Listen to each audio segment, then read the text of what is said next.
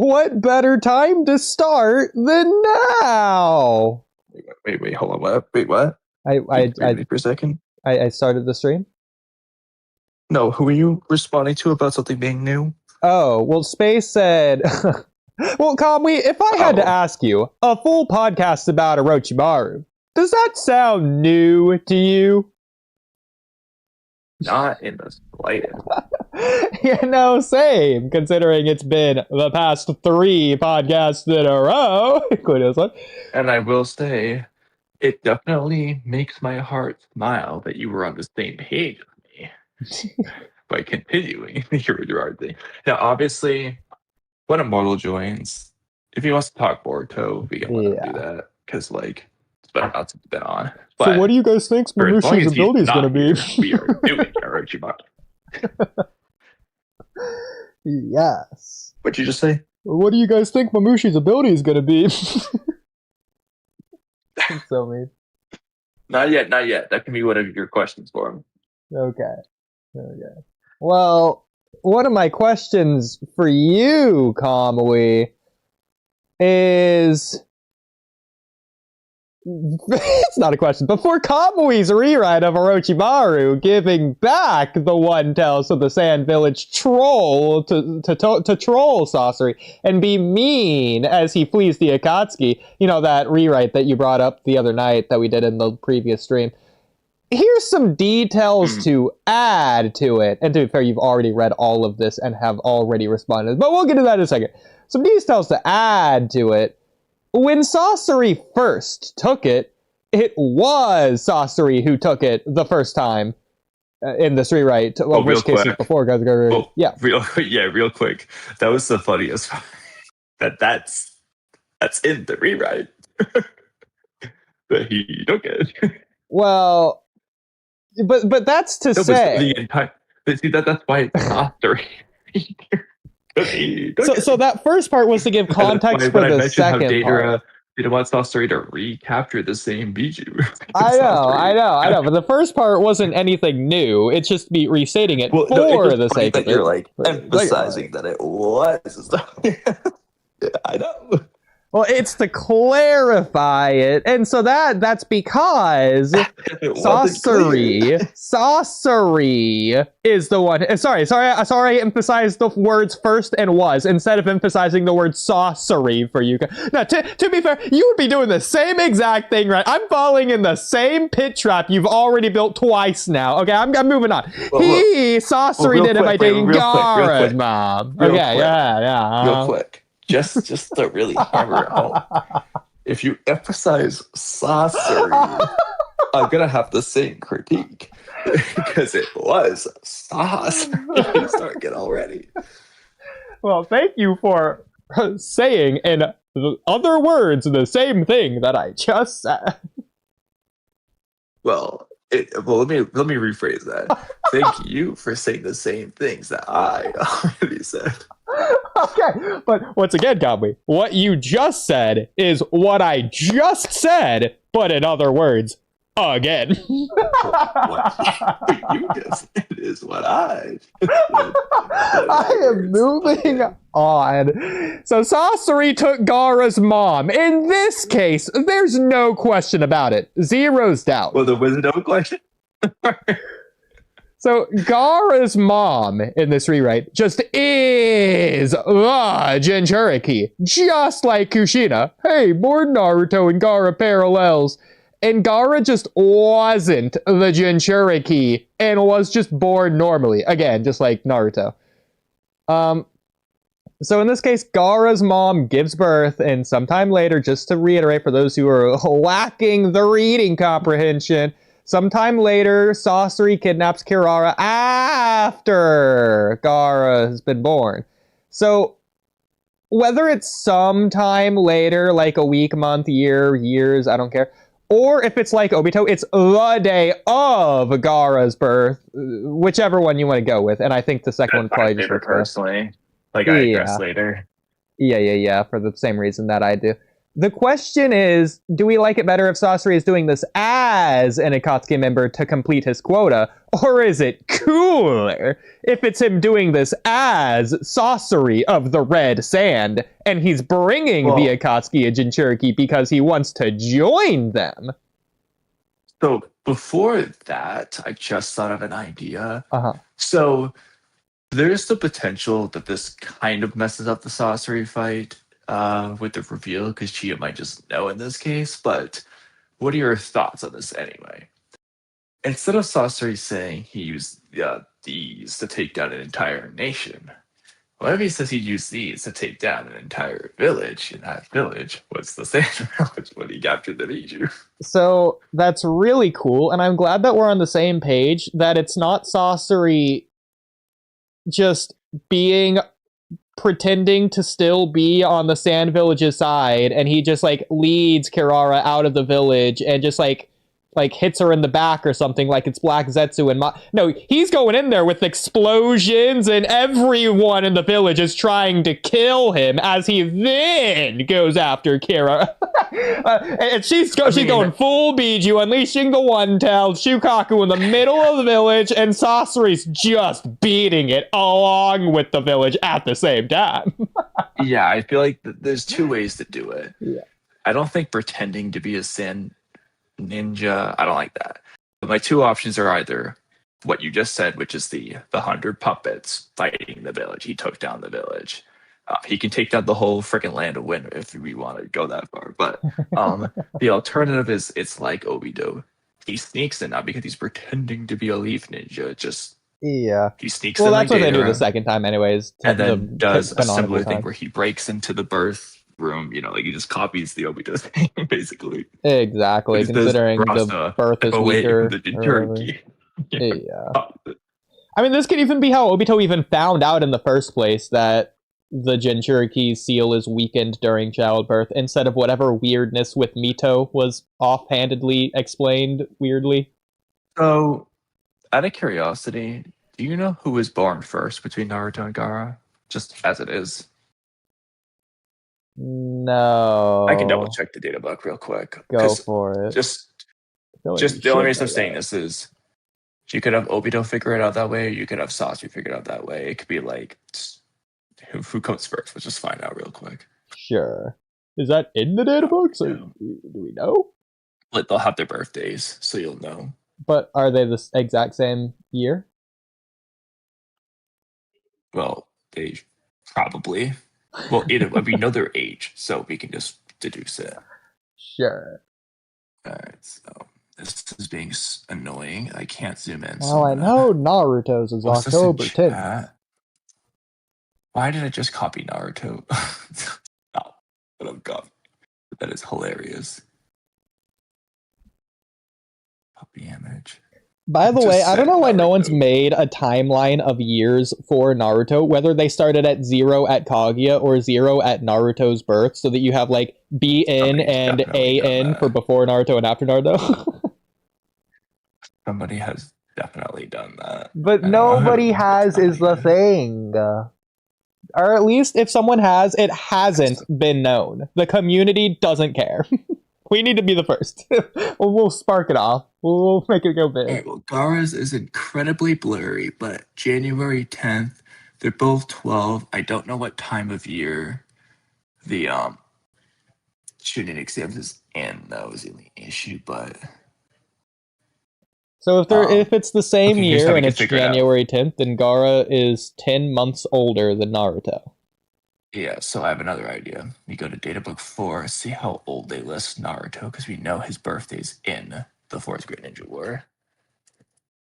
So if we can figure out how old he's listed as, we can figure this out.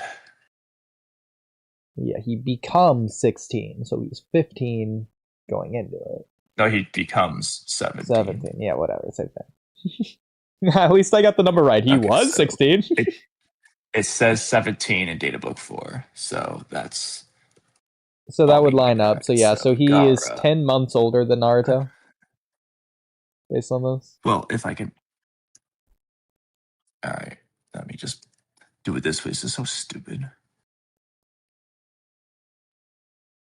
Gara is 17. Yeah, okay, so he is 10 months older. So I guess in this case, it's really funny to have Obito getting the idea from Sasori, I but know. Whatever works. I mean, I'm okay. I mean, you I could mean, just have it be like, it could I also mean, just be Sasuke's going that, for the one tails first, yeah, people just speaking. have this information. Because how does Obito have this information, by the way?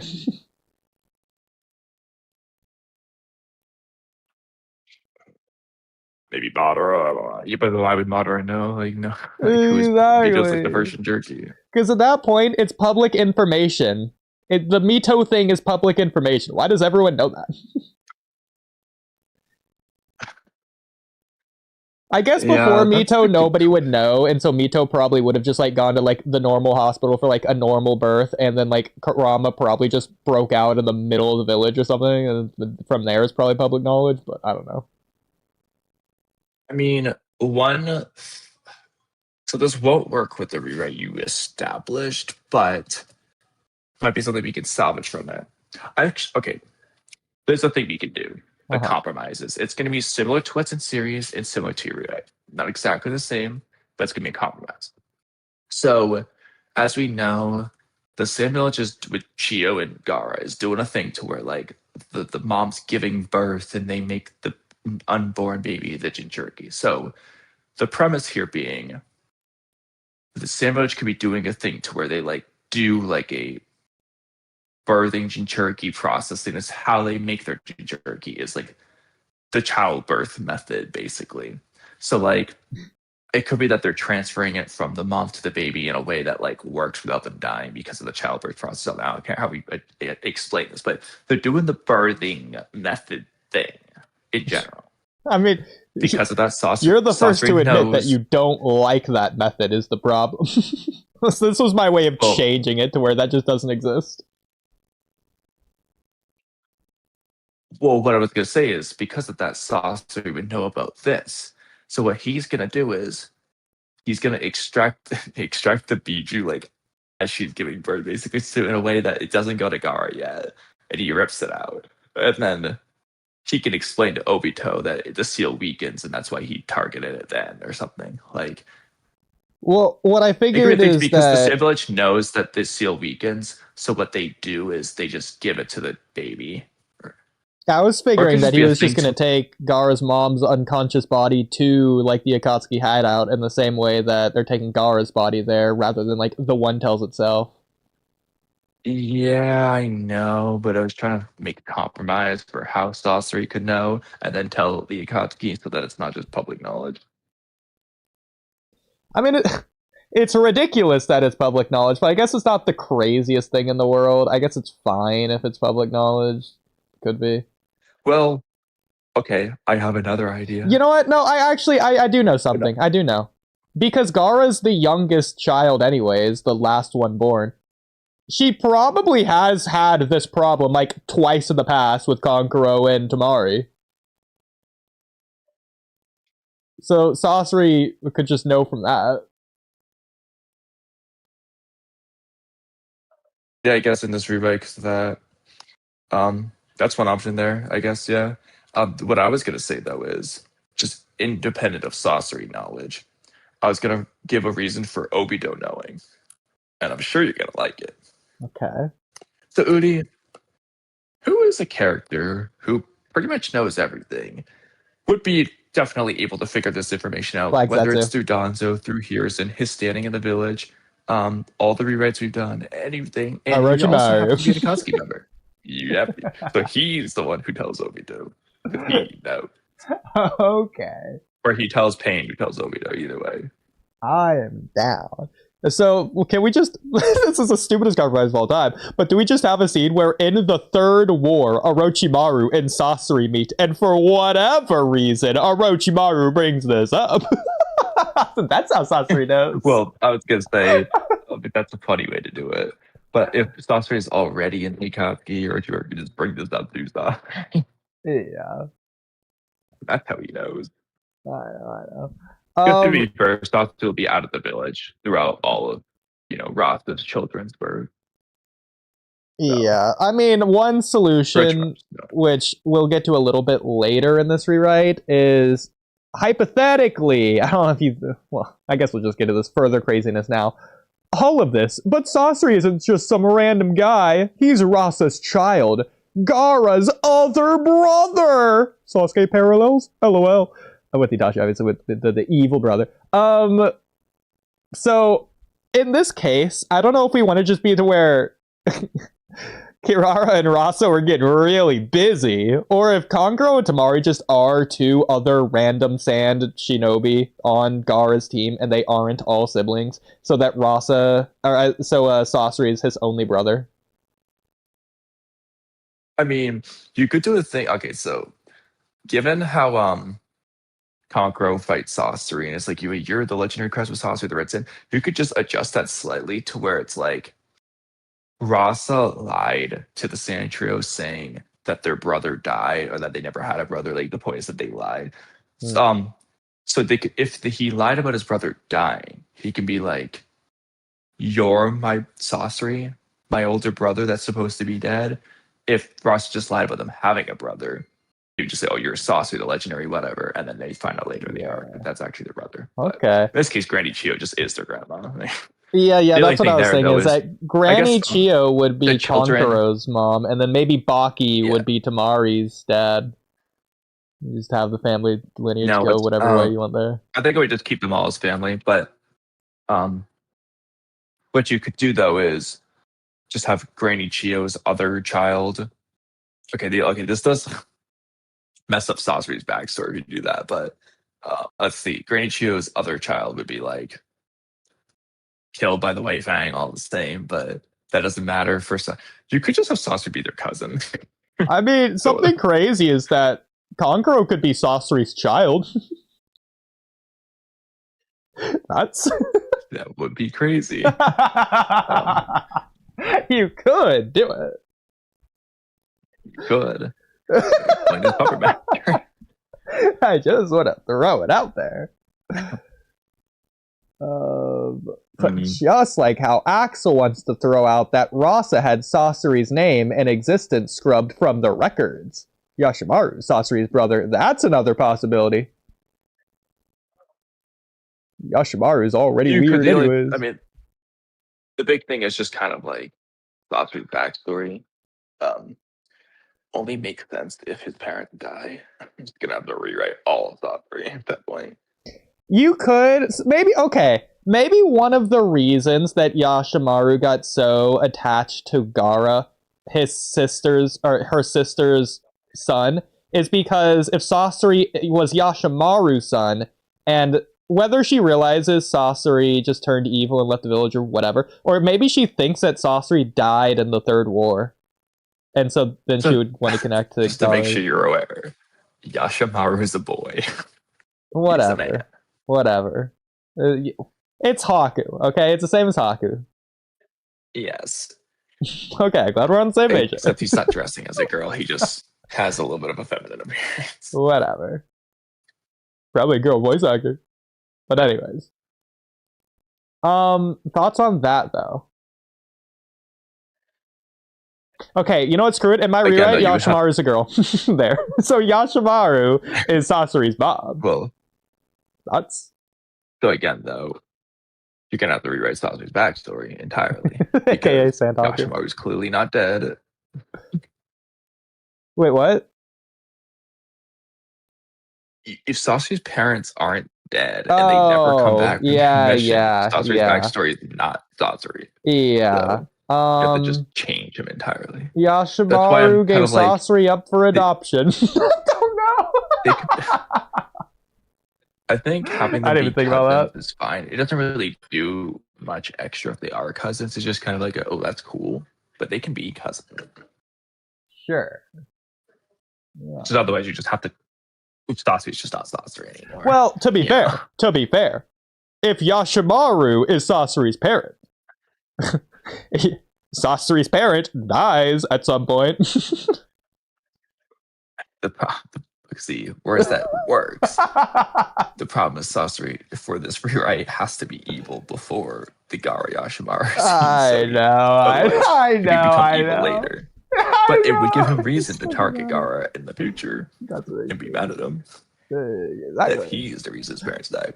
We're just throwing a billion possibilities out there. By the way, Immortal, I see you're here. If you want to join, feel free, and we'll talk about Boruto or whatever topic you want. But maybe we'll finish this current topic first, but I'll let you decide whenever you want. Anyways, getting back to the rewrite here. So, ignoring the relations between them bloodline-wise, getting back to the actual rewrite here. So Sasori is going to... So, okay. I don't think we ever actually came to a conclusion on this. Do we like it better to where Sasori is already a member of the Akatsuki and he's going to capture Gaara's mom? Or do we like it to where he's not an Akatsuki member yet and is capturing Gaara's mom to present to the Akatsuki as like a bargaining chip and a gift so that he can join them? It's like he's going to the Akatsuki rather than the Akatsuki recruiting him. Which makes Sasori unique from every other Akatsuki. But yeah. Before we pick, I'm going to give you a third option. The Akatsuki is going to go to Sasori in this case. However, he's not capturing the Biju as a member of the Akatsuki. He's just doing this, and then the Akatsuki come to him knowing he has a Biju. They recruit him, then there's how they get the Biju. Sasori just already captured it first, basically. You know, I was saying that same thing as you were saying it. He captured a Biju, so he's strong enough to capture more Biju. Yeah, okay. And he captured a Biju, so he has the Biju Wars. So in this case, what are we going to have Sasori's reason of capturing the One Tails be?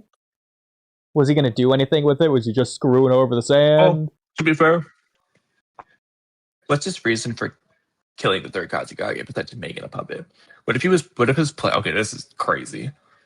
He's trying to make a Shukaku human puppet. But that was his intention originally, to make a Biju puppet. You know what? Just for more, because Orochimaru is his partner anyways, for more Orochimaru parallels, Orochimaru's goal was to start World War, to get everything moving, because he hates when everything's still. But he could have done that in so many easy ways. He chose the hardest way by attacking the Leaf Village, and specifically Hiruzen. I think that's... You could say that's the most effective way to get it done. If the Leaf Village goes down, then the world's most likely to plunge into chaos, blah, blah, blah. I think he could have done it so many easier ways. I think he's attacking the Leaf Village for his, like, personal humanity, Orochimaru reasons. Like, it's the same reason he's crying. It's not to say what he told Hiruzen. Yeah, it's not to say that what he told Hiruzen is entirely just made up, but, like, that's not the only reason he's doing this. Yeah. Like, hypothetically, let's just say Orochimaru just doesn't know Hiruzen. He wasn't born in the Leaf Village. He was born in the Mist Village. He was born anywhere. I don't care. He's just Orochimaru, the same exact Orochimaru that we know. He has this goal. Is he going to do it by attacking the Leaf Village and specifically 1v1ing Hiruzen? Or is he going to do something else? At that point, I don't know. Depends what his real reason for doing this is. Well, part of this real reason, but you get the idea. Well, another question would be, let's just say he knows Hiruzen, it's all the same, but the Leaf Village isn't the strongest nation. So, like the Mist Villages, let's just say. Yeah. Which is the attack? That's a good question. Yeah. That's interesting. By the way, another person is going to potentially join a little bit later, but we'll see when. By the way, I don't know how late you wanted to go tonight, but that's also a possibility. Axel says, if you want to keep Gaara's red hair, it was originally supposed to be brown, I believe. Well, actually, Axel, great segue really quick. Did you know, Kamui, what hair color is Gaara canonically in universe?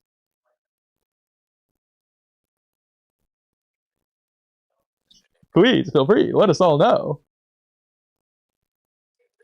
Assuming brown.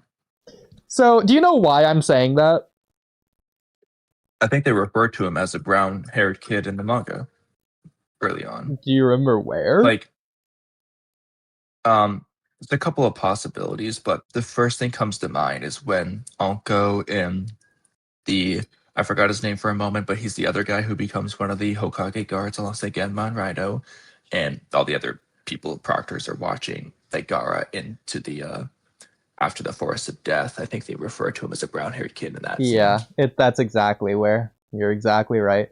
What? That brown-haired kid beat the Forest of Death record. Whoa, that's crazy that brown-haired kid did that. Okay, I have an idea. There's two ways you can do it. I guess three ways. I'll start with the third way, which is just doing both together. NC Hammer quizzes. It's what color is Gaara's hair canonically, and when is this stated?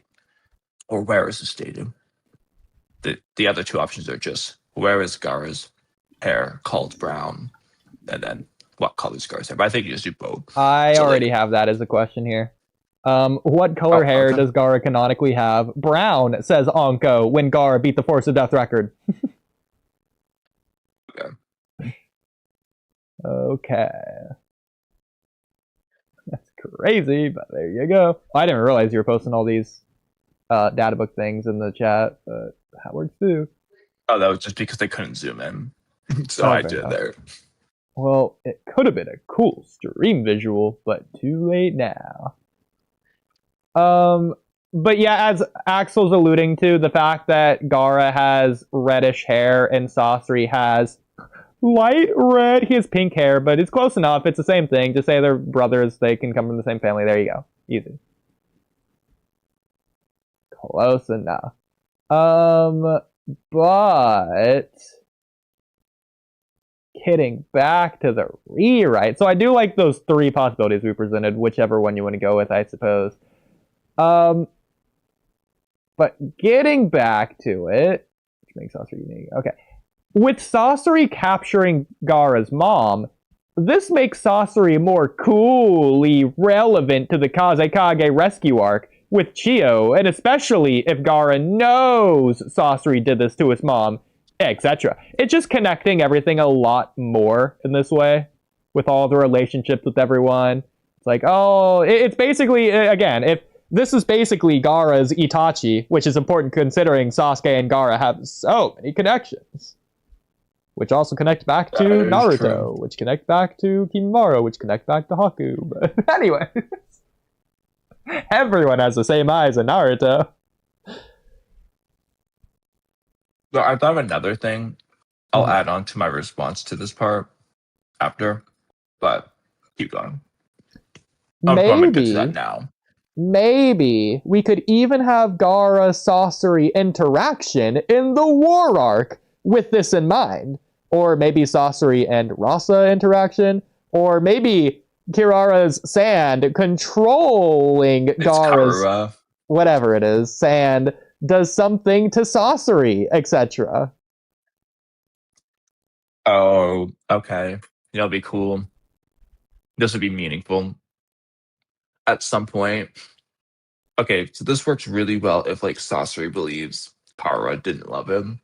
If at some point, like, I don't know how the context happens, but Gaara protects both Gaara and Sasori. I was thinking something similar. Like the mom hands thing. Yeah, I was thinking the exact same panel. Yeah, so instead of maybe, what was it that she was protecting Gaara from Rasa's sand? Was that when it happened? Yeah, it'll be like she's protecting Sasori and Gaara from whatever it is, whatever the context is. Yeah, I like the idea that they're doing like a death battle, fighting to the death because of what happened, and then maybe it's Kirara protecting Sasori from Gaara to indicate that she doesn't want her children fighting to the death, regardless of who. It's not that she's choosing one side or the other. It's that she's not going to let either of her children die. I was thinking like they just both attack each other, and then she protects both of them. I mean, you could do that too. But either way. I mean, I feel like Gaara should probably just win that fight regardless. But. Or a funny one would be...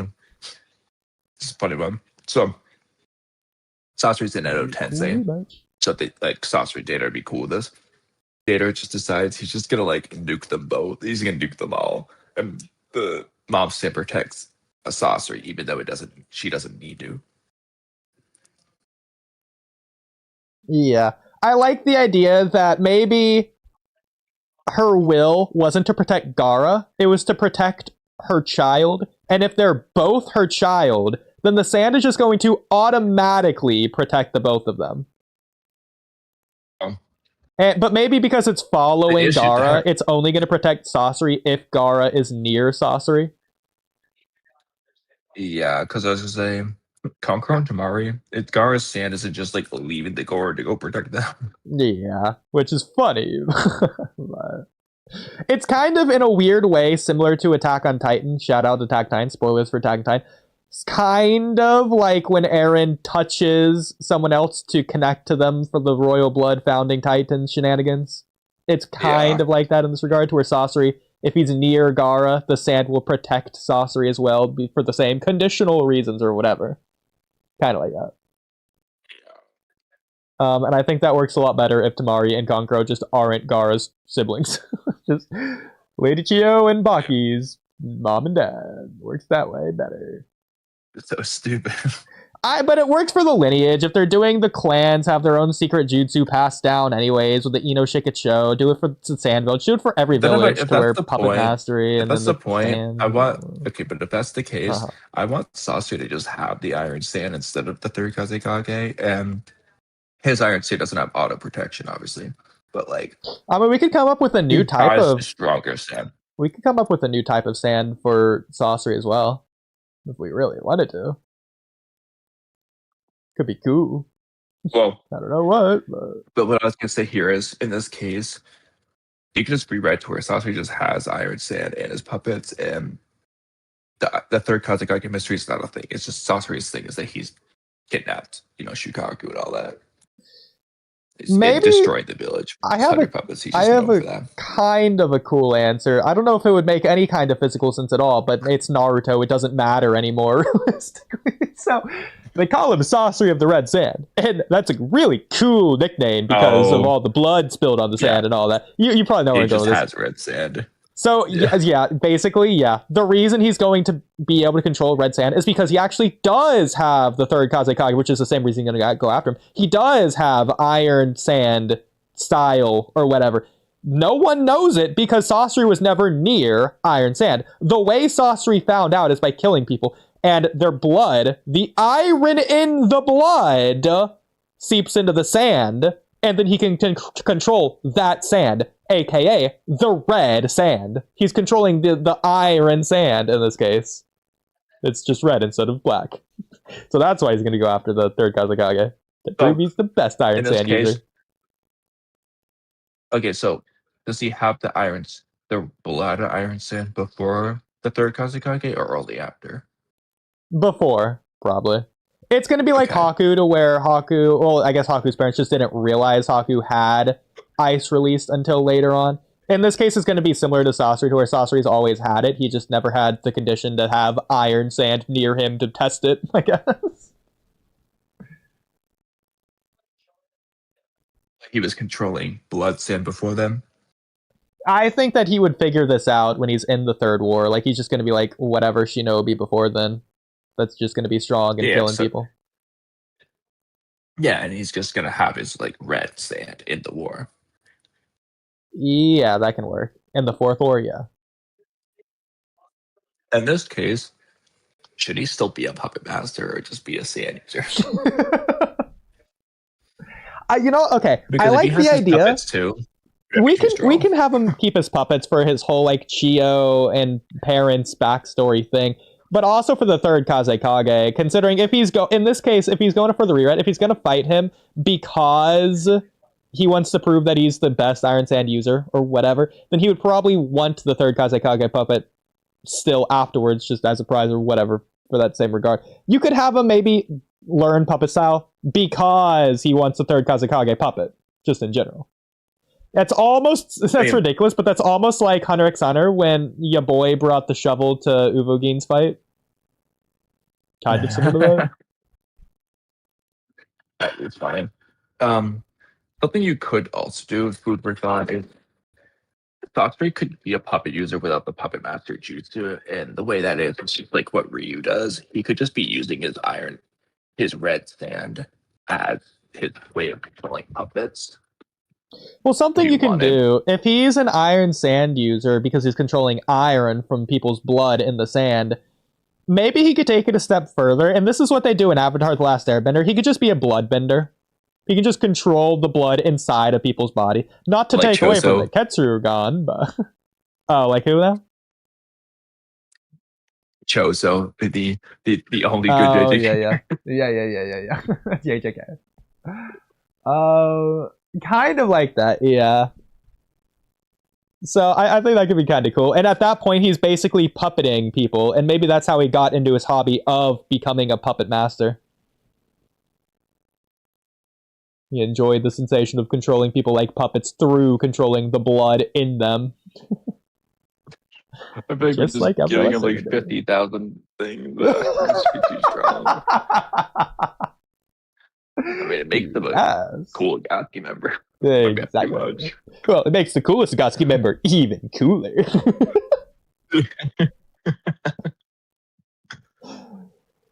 But, and then you say...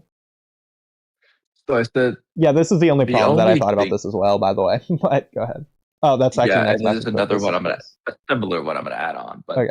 the only thing here is that because Sasori captures Gaara's mom in this case, and everything else you added it live, should Sasori just capture Gaara too instead of Datara?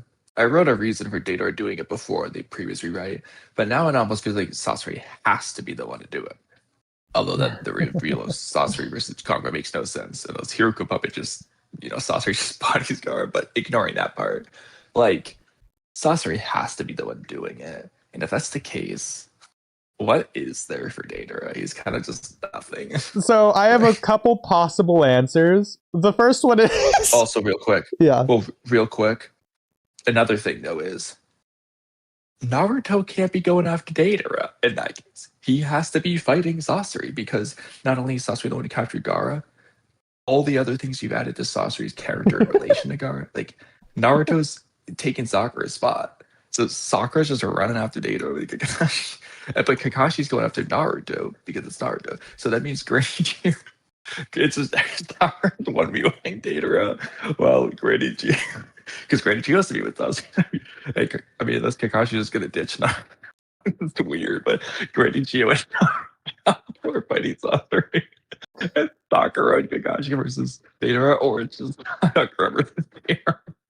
So there's a lot of possible answers here. One possibility is you could just basically swap Datara and Sasori's names to where Sasori is like Datara, and he like literally he just is Datara, to where he's using explosion style in the clay and all that, to where he's just the one fighting, and then I guess Sasori as Datara Wait, just isn't doing anything. Hold on. What is that doing? So we're basically just giving Datara's entire character to Sasori. We're saying Puppet Master, Iron Sand, he's Itachi, and he has explosion style. He's both of them combined. There just is no more Datara. It's just a one-man team. Wait. Well, hold on. Okay, no, I have a cool answer. Okay, the coolest answer. So Sasori's gonna go to the Akatsuki, but they're like, oh, sorry, you don't have a teammate. That's why he's going to go kill the third Kazekage. He's going to kill the third Kazekage, make him his puppet, so that he can join the Akatsuki, and the third Kazekage, as his puppet, is going to be his Akatsuki teammate. Yes, bro, that's the coolest way. That is cool. So it's going to be Sasori, the third Kazekage, attacking the villain. Orochimaru Edo Tensei someone as his teammate. Oh, it's so funny, bro. I love that. Wait, but if that's the case... Okay, I have another idea. But if that's the case, Orochimaru and Sasori won't be teammates. So what if after Orochimaru leaves, which doesn't work timeline-wise, ignore for now, Sasori replaces Orochimaru with the third Kazekage. I mean, there's a lot of possibilities. I also feel like if we're going to have Sasori be Gaara's Itachi, not only should Gaara be the one to kill him later at some point, but like I also feel like to an extent, it would be a lot better for Sasuke to fight Sasori in Datara's place and kill Sasori. So he's like killing the Itachi parallel before he goes to kill Itachi. Okay, so that's really cool. But this comes back to a point I said earlier. If we're adding all those extra things, you just have to rewrite Saucer's character. Like, he's not the Granny Chio. I want to be kept waiting thing. All that just has to go. Well, I have a possibility for you. If we're gonna swap Deidara and Sasori, we just give all of that to Deidara. Well, I suppose that Deidara's gonna make Granny Chio. Is he gonna live or die? He could probably just die. So in this case, same thing. Okay. I feel like, okay. If we're gonna do this, I think this is what needs to happen. If we're gonna go with like that general route, then both Sasori and Deidara need to be from Sand Village. One of them's gonna have the character arc of Sasori, and frankly, at this point, it doesn't even matter. At this point, we can just give Deidara the character arc of Gaara's mom capturing nuts, but you get the idea. The point is that one of them's going to do the Gaara mom capture thing, and the other one's going to be the Granny Chio. I don't like to be kept waiting. You just make them both from the Sand Village. Okay. At the same time, it doesn't matter who's capturing Gaara here, because they're both just whoever you want. Like, yeah. I like Sasori in this case, but regardless, a Deidara can work the same exact way as we already have seen. It's just fun for the rewrite to go over a different possibility. So, okay. Something that's always irked me and annoyed me, and I think is stupid anyways. The Sand Village is the weakest village, and nobody cares about the Stone Village. Just combine the two. They are practically the same thing anyways. So this way, you can just still have Kurotsuchi with her, or whatever, with her whole, like, Deidara Nissan brother thing, or whatever. Onoki's just part of the Sand Village now. The Will of Stone, it's just the Will of Wind. The Land of Wind just is a Land of Stone. Like, you can just have Wait, hold on. You can just have Deidara and Kurotsuchi be in the Sand Village, and everything else but the stone stay the same. But there's nothing else about the stone. The entirety of the Stone Village is Onoki and Kurotsuchi. It's not Kurotsuchi, bro. Okay, she is the bottom of the totem pole of the Stone Village. Okay, the Stone Village. I agree. It's not the most amazing thing of all time, but the Stone Village is really three things. God. It's Deidara, Onoki, and Mu. Mu because he's cool, God. And Onoki for the character arcs of the Stone Village, and Deidara because he's cool. You know. But Kamui, the problem Onoki is the Stone Village's character arc. But Kamui, when you think of Mu, do you think of Stone Village? No. Yeah, no. You know, to be honest, Mu looks like he'd be a Sand Village character because he's exactly, bro. Same, honestly, same with Deidara. I thought he was from the Sand Village when I first watched, and I think he should be from the Sand Village. I think the Stone Village shouldn't exist. There should be 4 great nations and 4 Kage. I don't think Deidara really looks like any village in particular, personally, but he definitely doesn't look like a Mist Village. Yeah, I guess he doesn't look like that. But I'm glad you're mentioning Mist Village, because what I was gonna say is, let's be real though, when you think of the Mist Village, you sure as hell are not thinking of Mei and Chojuro. No, you're thinking of Zabuza and the 7 Ninja Swords. Zabuza and Kisame are in the Mist Village.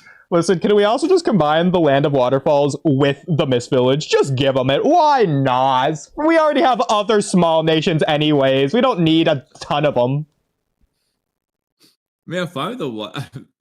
You just want Kakuzu to be from the Mist Village. I mean, to be fair, because in this case, Mist Village being mean to Kakuzu about not killing Ajiro. So. Yeah, exactly. I feel like Kakuzu really the Mist Village needs Kakuzu's backstory to work the best way. If anything, it's just weird to give it the Land of Waterfalls instead. It just sort of works together. You know. Plus, in this case, if we're combining the sand and the stone, then that means the Sand Village isn't the weakest anymore. It's gonna be the Mist Village, and it's gonna be by a sizable margin. So I feel like the Land of Waterfalls just sort of works to combine. It's just to get it back up to where it should be in this case.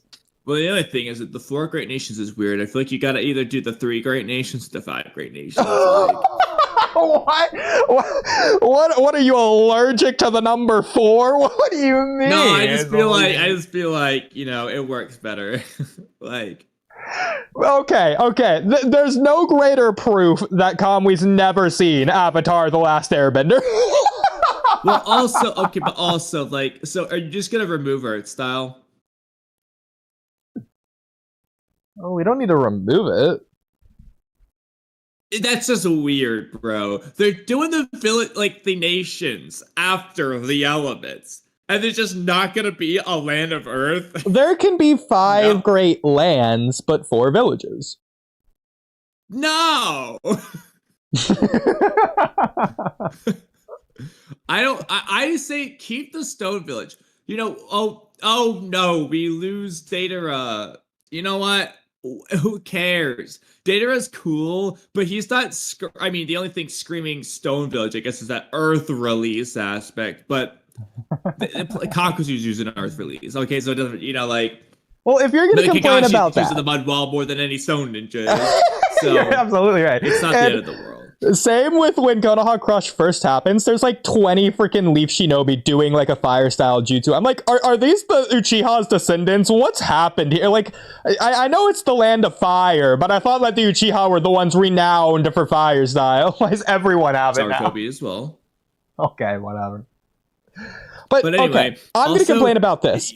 I think it's stupid that every nation has its own thing named after the nation, the land of fire, the will of fire. They have fire style. They don't have any leaf jutsu. There's no hidden leaf style. There should be, because the sand village has the sand users. The mist village has the mist. Yeah. The cloud village could use some work, but at least lightning comes from the sky and the clouds. Okay, thunder clouds. Okay, we got something there. All this is named after the freaking Daimyo. You know, earth and stone, they could just have a stone jutsu. That's pretty easy. The leaf, though, I want like a leaf jutsu. It's like Gara-san. Like, they're just moving the leaves around. Yes, bro. Like that. I mean, technically you have Hayate, but I'm not going to count that. You also have Sasuke when he first arrives to the tuning exams arena, but that's not a jutsu. Yeah, he's as far as we know. I mean, this Lee has the Leaf Hurricane. I guess so, yeah. That's canonically the most Leaf jutsu. I think there is technically a quote-unquote Konoha style, like there's a Hokage style, etc., but there's not an actual style. They just call it that.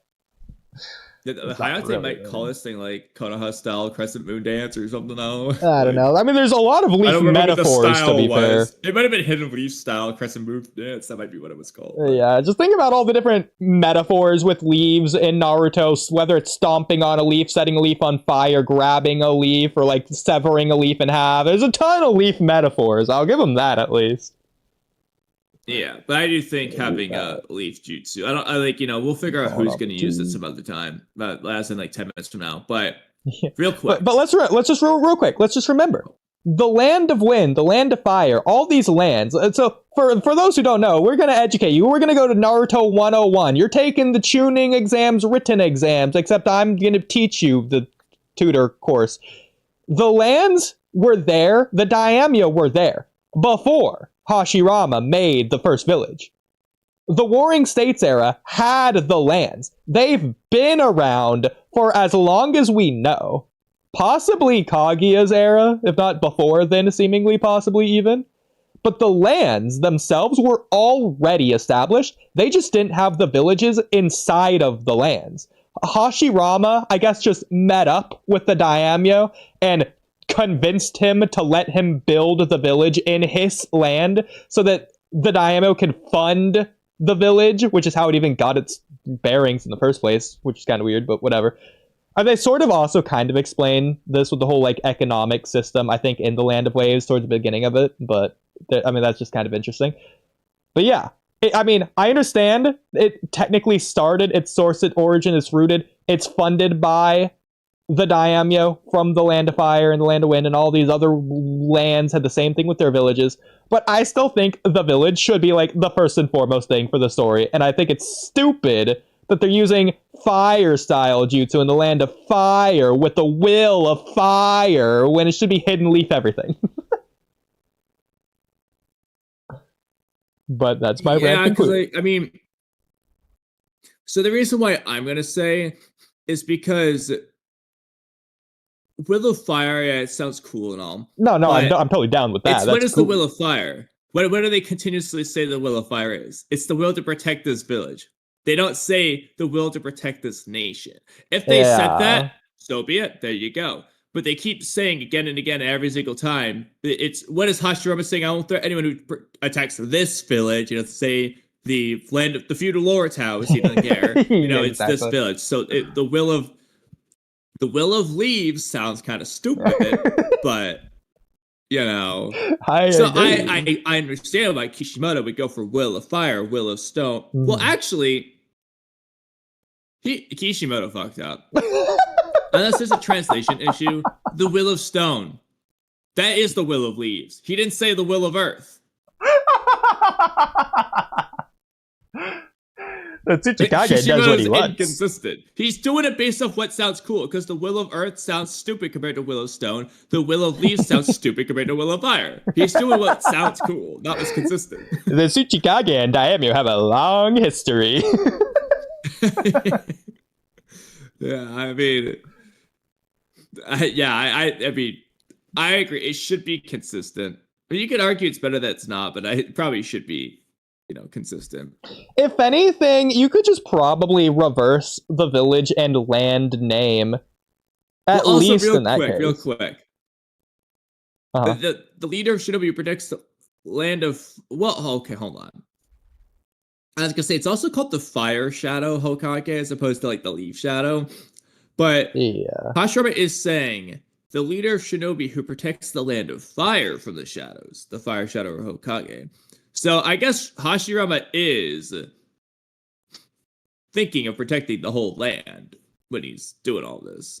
I mean, that probably plays a role, even though they don't say this ever again. I don't think he's subservient to the daimyo. I don't think he really cares if some skirmish happens 20 kilometers northeast of the village that happens to be within the artificial boundaries, the border that was set. If the blimp is falling, the Kara blimp is falling in his land, I don't think he's going to care because the daimyo is going to care. I think, if anything, Hashirama specifically would care because he just wants world peace or whatever. But at that point, it's not about the boundaries of his land. It's about, at all, conflict in general. Yeah. But we also know that he would just put the village above anything else. No, real quick. Don't they say that Tobirama is the one who established the academy? And if so, when? Was it during Hashirama's Hokage era that Tobirama just did that? Or did he do it in Tobirama's Hokage? It's the reason not I'm saying this known. is I'm just looking at the Hashirama flashback thing. And these kids are just in a classroom. Unless they're just doing... I guess... Depends on whether they're learning regular school or if they're learning academy. Which flashback? Which flashback are you looking at? The one where Madara is talking to Sasuke. He's just explaining all the village stuff. Okay, cool. You should link that, so I want to see that now. That's kind of cool. He's saying they got to learn... They got to know about learning and playing instead of battle. So you could argue that, what they're learning is not Ninja Academy. Yeah, I think that we know... are in a classroom, and it just looks like the academy, so that's why... I don't remember exactly where. I'm 90% confident it's in a data book that says a lot of things were established by Tobirama, including the Academy of the Leaf Village. He's the one that really changed the village to be blah, blah, blah, and all these different directions. Yeah. And it's just not known information because I've debated a lot of people on this. I think that Hashirama was sending children out to war in the first war, the second war, whatever war it was. It wasn't Tobirama, it was Hashirama that started it, but people will use that to say, no, it was after Hashirama's death, when we just don't know any details about anything at all. We don't know, but I will say that what Hashirama's narrating doesn't really align with what you just said. What? Shinobi children got to know about learning and playing instead of battle and started living long enough to even know the taste of alcohol. I don't think he's sending them to the battlefield based on that. Well, it could be both. But either way, that was the side note. Because to be fair, I do still think sending them out on missions would I count. personally think just let Ono. Oh yeah, I never said this earlier. The Kurotsuchi thing. It doesn't have to be Kurotsuchi. Just have Data or have a whoever sister in the Sand Village. Tamari, I don't care. Just whoever.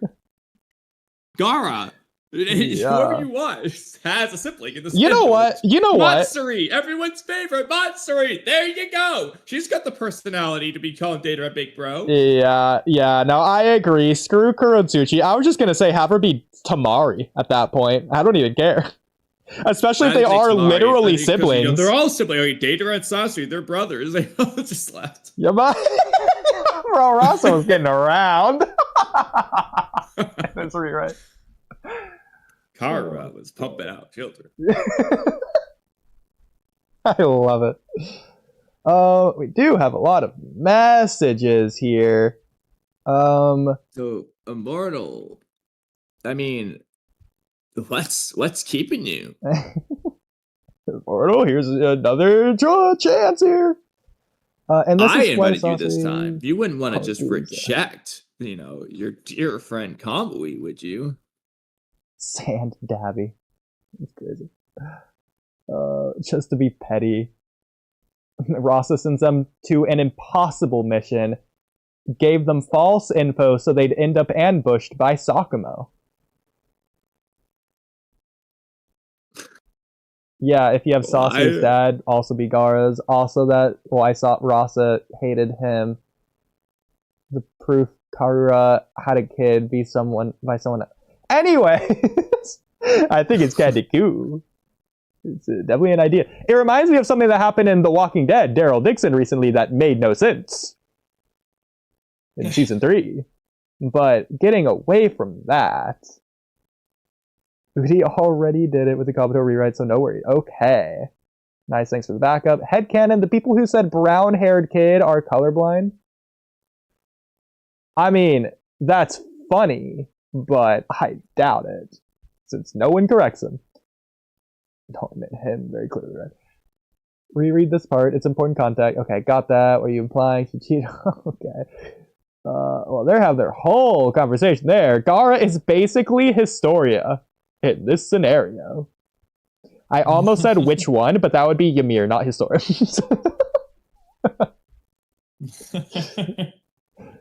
This is also why he chose Gaara to house Shukaku. Hoped he'd die, but Karura love kept him safe. I mean, the whole thing with Rasa and Gaara is already weird to begin with in that regard. Because, what was Rasa gonna do if Gaara died? He just doesn't have a Jinchuriki anymore? He just loses his Biju? Is he gonna seal it in someone else and then try and kill him because he hates him too? It's just an endless cycle. Has he just sealed himself? He's like, I never really understood that. I'm sure there's an easy explanation. I'm just forgetting. It just made no sense to me. But I think the plan was just to kill him and then try someone else after, But why? Because Gaara it was clearly not going to work, I guess. I mean, it was working. Well, he just judged that Gaara was a failure. It was just he just given up on Gaara. In what regard? It's gonna destroy the Leaf Village. Because he was too emotionally unstable to handle Shukaku. But okay, then B was too emotionally unstable to handle Gyuki, except that doesn't matter from the Raikage's position, considering he was in line to check B's power. It's the whole A-B system in the first place. Rasa was controlling the One Tails. It doesn't matter at that point. Well, say what you want about the second half. When was B ever too emotionally unstable to handle Gyuki? He's only proven he was good. Well, that's besides the point. Just because he's goofy doesn't mean he couldn't do it. He was the most capable of all Jinchuriki. Well, that wasn't exactly what I was getting at, but you get the idea. But hello, Gremlin! CL Anime. If you're here, which you probably are. Well, the Let's see. icons here. And So his that's something. microphone is definitely here, considering it's in the middle of an airplane. I Well, don't hear any airplane. well, maybe you've like, I tell you have him muted, considering you've never met him before. So it'd be weird if you had him muted. But I don't have it muted. You just double checked. okay. Well, it's weird if you can't hear him, but oh, not hear him. It's there's like a noise thing. Oh, now I'm hearing things. Okay, well, maybe you just have your microphone like quiet. I don't know. That wouldn't be the microphone in that case, but I have you plenty loud. So.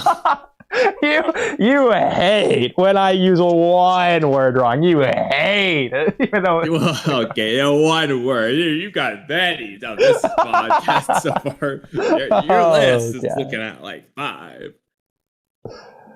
Let's chill out now. Well, maybe if we Axel do. says it's good to see Gremlin again. So, am I just living under a rock like Patrick Star? It was a Do I My know Hero Gremlin, Academia but not stream. realize it? You weren't here for that stream. It was My Hero Academia. Oh. So the answer is yes. Yes. Well, while Gremlin's figuring that out. Did you write anything more with this rewrite, or did we talk on everything with that? I think we talked on everything. I think we talked everything about that one, yeah. Okay. Oh yeah, I already said this earlier, but yeah, okay. Well, one of the things I wrote down, I already said, have Gaara be born on that day for Naruto parallels, and Gaara can get Shukaku back on that same day. If Orochimaru gets it right back to be extra. Awesome. I love it. Yeah. On the same day he takes it. Do you remember what C was? No, not at this Neither point. do I. I just felt like I had 3 things to say, and I was only 2 there, so I don't even know if there really was a C, but maybe it just there was 3 things to say for the format because it's a cool format. You just only ever came up with 2. You just got the same format. Yeah, I don't know. Well, to be fair, I felt like I had something more to say on this, but I also forgot. So there's that. So I guess we could do another rewrite. Oh, I'm also not sure.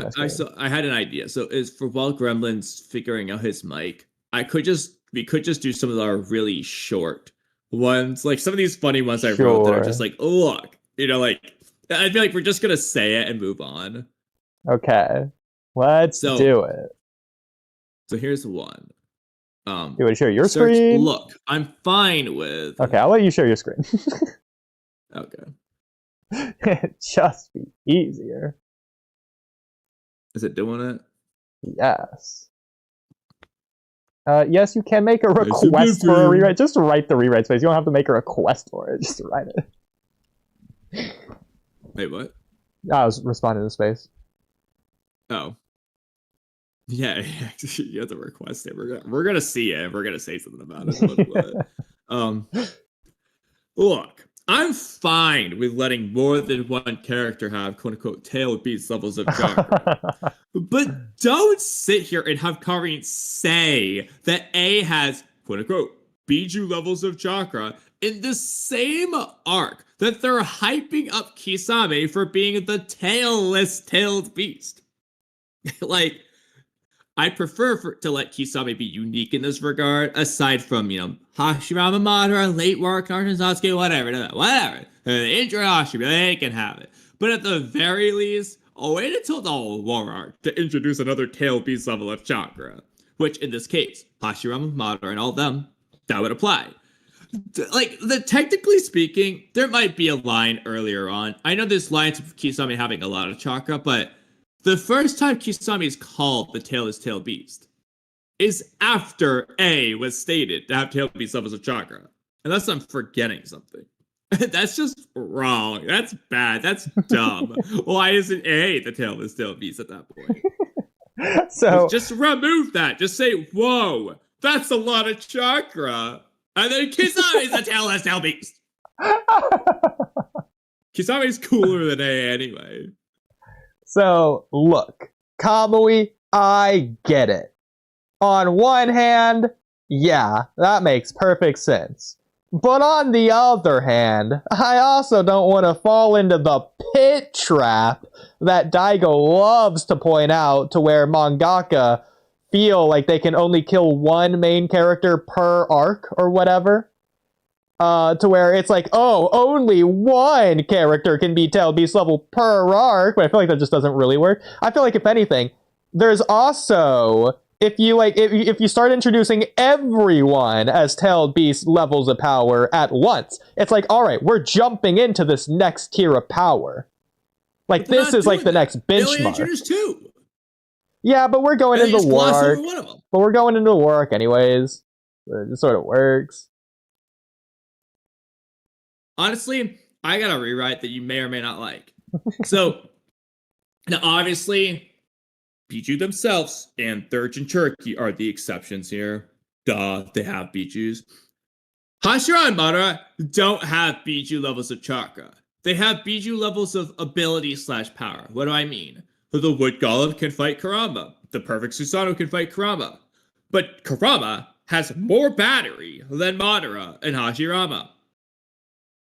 Yeah, now Kisami's the coolest. I think that's what it really comes down to. You just want Kisame to be coolest. Hashirama's not going to say, oh, Naruto is almost as much chakra as I. He's going to say, whoa. Okay, I'm going to say the serious one and then the hilarious one. So, the serious one, whoa, he's got more chakra than I. The funny one, whoa, he's got as much chakra as Kisame.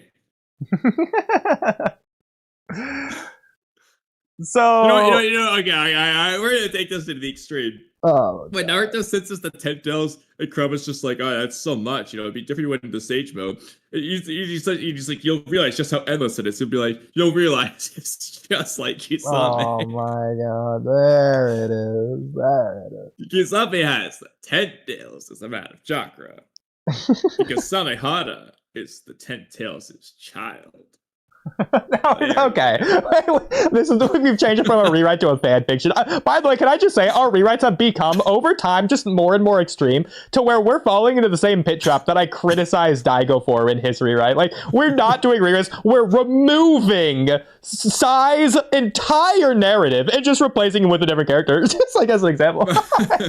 Well, to be fair, we entertain every type of rewrite, but a lot of them are starting up smaller.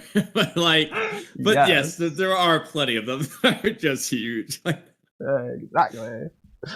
So Kamui, I'm getting the feeling here, the vibe, if you will, the sensation, perhaps, that it's not the in the same arc thing that's the problem for you here. If anything, that's being used more as like a scapegoat. Whereas it's really just that you just want you want Kisame to be cooler than A. Well, yeah, I want Kisame to be unique, but like I said, if you want to introduce people in the war arc, whatever. But I just don't think they should be doing it in the same arc, let alone having A be the first. Like, establish Kisame first if you're gonna do that. Not like, say A has it, and then Chojo's like talking to A like, oh dear, Kisame has as much chakra as a tailed beast. And they're all like, whoa! It's like, A has that too, you know? I mean, I just feel like if this wasn't in the same quote-unquote arc, I mean, the same arc, then you'd have this exact same paragraph here, written at the exact same time you did, complaining that... The reason I wrote it is because I thought about the fact that Karin says that in the same arc. That was the reason why I felt compelled. I mean, to be fair, same arc, shmame, flark. It's far enough apart that who cares? It doesn't even feel related. The order is still bad. You have to do Kisame first if you're gonna do that. It also just you so happens. Just do A first, and then the big deal is the same thing. It also so happens to take place in the same arc. It's not important. You can remove that line, and it changes nothing about the lore or anything. It doesn't matter. But it's a love thing. So Kamui, Kisame versus B. So Kamui, because it doesn't matter when it takes place, if you just cut and place the B fight 20 episodes later, you have zero problems with it now? Well, it would be the other way around, first of all. Whatever. But you're proving my point. It doesn't matter when the B and Kisame fight take place relatively. I have a better idea. It's not even related to the arc. To that point in the war arc. What?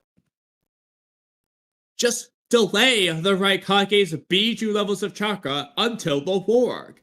You Pick your favorite could. spot. Maybe it's when B is like, oh my god, he's gonna kill Naruto. He could say, holy moly, he's got Biju levels of chakra right now. He's I going wouldn't crazy. care Or about the Madara says statement it, or then. whatever. The point is just move that to the war. That's he not doesn't as have it in the cool. Five Kage Summit. The He gets point- it in the war. I feel just like every other character. Oh No. no, he freaking explodes Oh 10 my billion times God. in power versus Madara. Oh so my can I. god. No.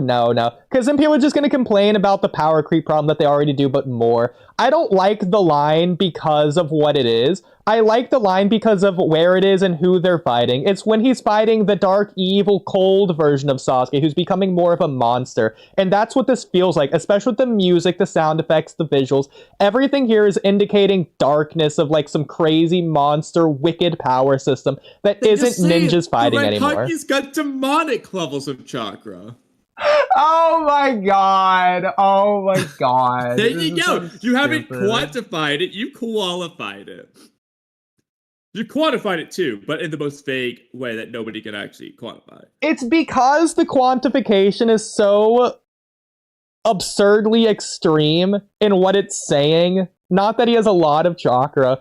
It's different, because at this point in time, let's also remember, the Biju are looked at as monsters, by the way. So Sasuke is a monster fighting a monster. If they want to do all this, this tail beast is a cool name. But then we'll worry about the name after. Then say Kisame has more chakra than a tailed beast. The Naito's can be an exception, but they're not going to like discuss that in this moment.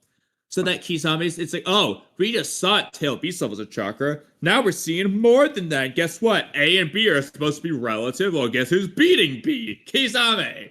There you go. See, part of the problem, though, Kisame doesn't just have those natural reserves of chakra, unlike A, who's just accessing it. But Kisame's problem is that he siphons chakra from other people, especially if he's fighting a tailed beast and he takes the tailed beast chakra. Gee, no wonder he has more chakra than a tailed beast if he took all of B's chakra. Of course he does, naturally. Yeah, Kid Naruto would do. To be honest, though, I think Kishimoto tried to have his cake and eat it too and make it both ways, but... Yes. And that's also just ignoring the blatant chakra Kisame's the retcon. tailed beast without Samehara. And with Samehara, he's more than a tailed beast. Yeah, because personally, if they just randomly had this statement for, let's just say, Onoki in the war arc, I don't care. Who cares? It doesn't matter. It doesn't even mean anything at that point. It's just a random, vague line that doesn't do anything. Yeah, that's fair. But I think the progression works if A has Biju levels of chakra, and Kisame, they're like, Chojuro says, like, even without Samehara, he has tailed beast levels of chakra, but with Samehara, he gets even more than that. It's like hyping him up. Right after the A fight, you got the Kisame fight, and he's like I said, Kisame's gonna fight a tailed beast and win. So, and also another rewrite. You changed my mind. Kisame fights the full 8 tails. He's not trying to hide the Tonpa, whatever the dude's name. No. Killer Bee goes into the 8 tails form. And the water bubble beats it. I mean, that's one of my opinion, most boring fights jutsu. anyways. You know what? Screw it. Instead of revealing that jutsu for the first time versus Guy, he uses that jutsu to beat Kyuki, his tail beast bomb, because we never really get to see the jutsu actually used in practice. So he uses it here, it works. So then he's going to use it against Guy, and we're like, oh shit, this is the jutsu that beat the 8 tails of tail beast bomb. How is Guy going to beat this? Oh no, it's Hirodora. It's insane. It's all taijutsu. There you go. Fixed it all. I mean, I'm okay with that. So one thing I'll add, again, I'm just going to reiterate this. The statement itself doesn't mean anything. I already said Onoki in the work. Technically, think about the statement of Kakashi saying, oh, Naruto, you have 100 times more chakra than me. You have 4 times more chakra than me. If he instead just said, Naruto, you have tailed beast level of chakra, just on your own, that doesn't mean anything or matter to me. In a way, I feel like this working as a benchmark against Sasuke, it's just also so we can see how Sasuke's, not just physically his power progression in comparison to other characters, but how his monstrous power is progressing as well. It just works really well for Sasuke in that fight in particular. All right, well, I already addressed the fixing this rewrite in a way, so it seems like we're just on the same page. Yes. Sure. Because I like it in the Sasuke fight too. What I don't like is, like I said, just saying the same thing, but giving it different hype.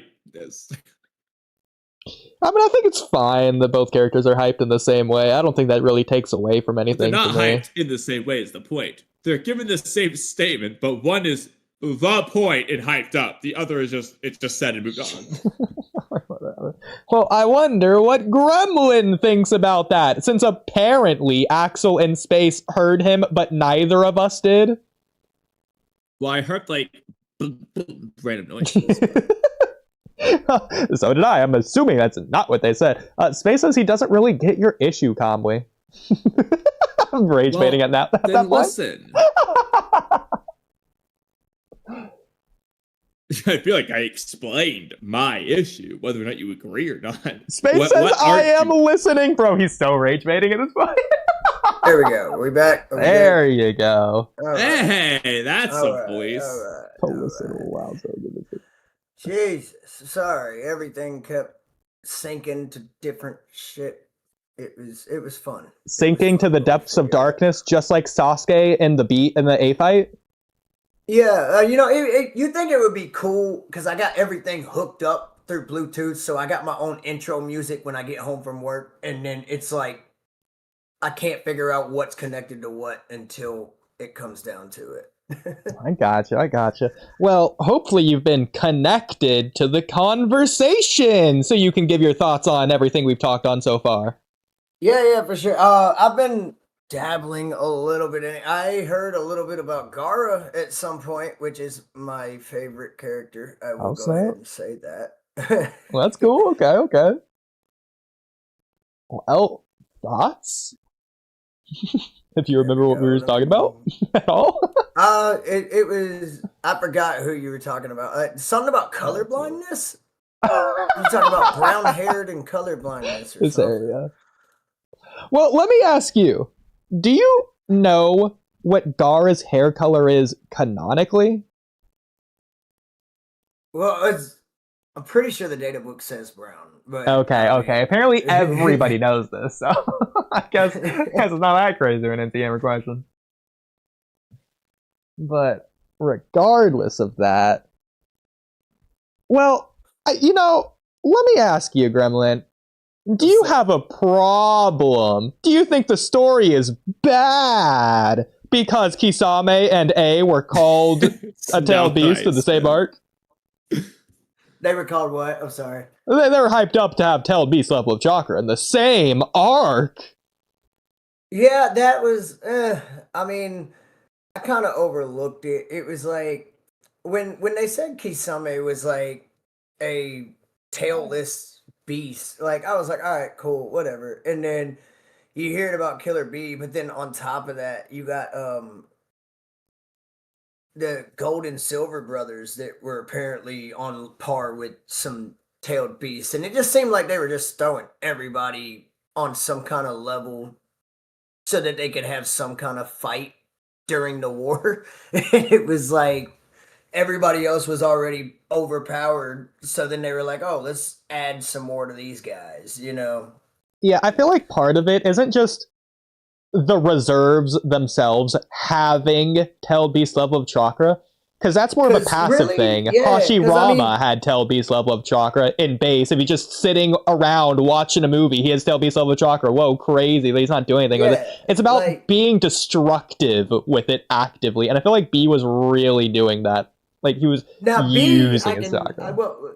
B, yeah, but I mean, B is also already has a tailed beast, and I mean, so Naruto also has a very high chakra reserves as well. But as far as Kisame, I feel like that was a reach because up until that point, he was begging for attention from Guy. Like, he never really had any feats. He was just the hype man for Itachi until they was like, oh, he has copious amounts of chakra. And then you're like, oh, he's actually pretty cool. But until then, he just kind of stood around. Because I feel like In if the my statement opinion. just never existed for Kisame in the series, we could come to the same conclusion regardless, and it doesn't really change anything for the audience. But for the A fight, that line matters because it shows that A is really ramping it up and ascending to higher and higher heights to take on Sasuke. And so we can also get a benchmark for Sasuke and see where he compares. So, wait a minute. Are you talking A or B? Because you said B a minute ago. Oh, sorry, I meant Well, actually, A. real quick, Oodie. So I completely agree with what you're saying, but at the same time, could you argue that's bad because Kishimoto's only telling us and not showing us, whereas with Kisame, he's showing us.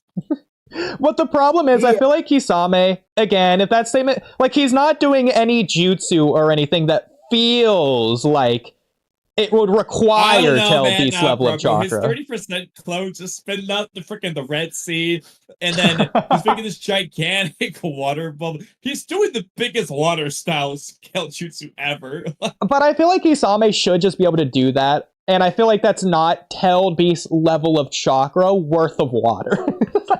I mean, like if Tenten can summon an ocean. Though, Pain states that Kisame is the most chakra in the Akatsuki. We see how much chakra plenty of the Akatsuki members have, including Nagato himself, who does some of the most ridiculous shit to the point that it's debatable whether Kisame actually has more chakra than Nagato. So Kisame has more chakra than that, then he's got some. Well, I mean, at that point, exactly. Then it doesn't even matter if he has Tailpiece level of chakra. He's just being Kisame. He's just doing his thing. Kisame, I could see it more like having more meaning. Like with A, I get it. He was that moment, but he's also a Kage, so I kind of expected him to have a high amount of chakra. Like, I mean, if you go through all the Kages, most of them are able to keep up with some kind of tailed beast in the storyline. So yeah, well, that's the thing, is that you compare the third Raikage to the fourth Raikage. The third Raikage stalemated the 8 tails, but that's also kind of weird considering the third Raikage couldn't be damaged, but he also could last like 3 days. Tails. Yeah, so, like the third Raikage died fighting 10,000 shinobi for 3 days straight. But then again, they have that ceiling pot, so I don't really know why it's difficult, but yeah, so I don't really know how or why the third Raikage. See, my guess is that fighting the 10,000 shinobi in the war for 3 days straight, he's not exerting himself like he is against the 8 tails, which is why he probably died against the 8 tails. He probably just ran out of stamina, not in like 3 days, but in like an hour or whatever, because the 8 tails was actually exhausting him to fight against. But then it should be, though, because again, the 8 tails can't even damage you with the Biju Bomb. And if you see the third Raikage chopping off the 8 tails' tails like butter, the third Raikage is definitely faster. Why is this a fight? It's got to, because again, the third Raikage can chop off that dude's head. Like, it's got to be because he's trying to seal him. But if he has a sealing team and the freaking most OP pod of all time, all you got to do is just call the freaking 8 tails' name, and it's gonna go in there. How is this difficult? I don't know. I mean, was he using that? Do we see him use that? Do they say he was using that? Yeah, well, when they bring up the pot, they like show it, at least in the anime. I don't know. I mean, I feel like first of all, I just don't think that he just can tank a Biju Bomb. I just don't think that's actually accurate. It just doesn't really make sense. Okay, but that is the lore, because what hurt him wasn't the Biju Bomb, it was himself. I don't think he just tanked a direct hit from a Biju Bomb. I mean, it sounds ridiculous, but okay, but then I would say that Pain tanked a Biju Bomb because he survived the outer edge of the blast radius. He deflected it like a boomerang ping pong ball with the anime too. But okay, then Orochimaru tanked the Biju Bomb, except we know he didn't because he said that if that condensed chakra touched him, it would kill him. Well, no. I have a question. That much chakra could kill Ibubi. He doesn't say if it touches him, he's just going to vaporize to death. Yeah, I know what he actually says, Kamui. The implication is clear. The Rashomon gates, exactly. So the third Raikage isn't just tanking it. Well, okay, but the third right Kage's lightning armor is his Rashomon gaze. I understand that, but I don't think the Biju Bomb is just hitting the lightning armor. I think he's surviving the outer edge of the explosion. He's being blown backwards. Because like you said, otherwise how's it a fight? Well, ignoring the like ink clones that are actually either really way, OP. how is this a fight? Because the third right Kage's got the speed to dodge it anyway. Well, I mean, honestly, the Biju Bomb is just inconsistent. The Biju Bomb speed is inconsistent. And the Biju Bombs are not just firing them off like boom, boom, boom, boom, boom, boom, boom, boom, unless it's like Madara, Majestic Attire. No, only the Ninetales has that ability. Biju Bombs. He's taking his charges up. Takes him 10 seconds or whatnot. But the third Kage can just dash at him over and over. Well, to be fair, we do know the Eight-Tails, it's not like the Nine-Tails machine gun, but the Eight-Tails is capable of firing multiple Biju Bombs at once. Like, before the first one explodes, he can fire like 4 or 5 in a row. I mean, perhaps, but still, I mean, the problem is the third Kage should have to dodge this shit. So, also, with the Kage level threats, I don't know, I'm almost positive. Has everyone here, since we're all about Naruto, read the one take about Minato when it came out last year? Of course. So, with him taking reference from the Biju Bombs in order to create the Rasengan, didn't it, didn't he have to take on one in order to figure it out? Like, the structure of it? What do you mean? He saw it, but yeah. Did he not have to tank one as well, just like the other Kages? Well, no, he didn't have to tank. Okay. They're flying rising away. Gotcha. No, I was just double checking. I've been waiting. But that's another thing. We know how fast Minato and even the fourth Raikage are. They're not just outspeeding the Biju Bomb. You can say maybe the black projectile, once it hits and once it explodes, they have to teleport away. They can't just dodge out of the way. It's a big freaking nuke, bro. Once the Eight-Tails launches it in its direction, he's getting hit. He's not escaping the blast radius by just running away in time. Mm-hmm. It's kind of the same as Sasuke with C0. He just wasn't getting out of there without reverse summoning. He was helping block it, but didn't like Jugo get out of the way? Bees. Get Jugo.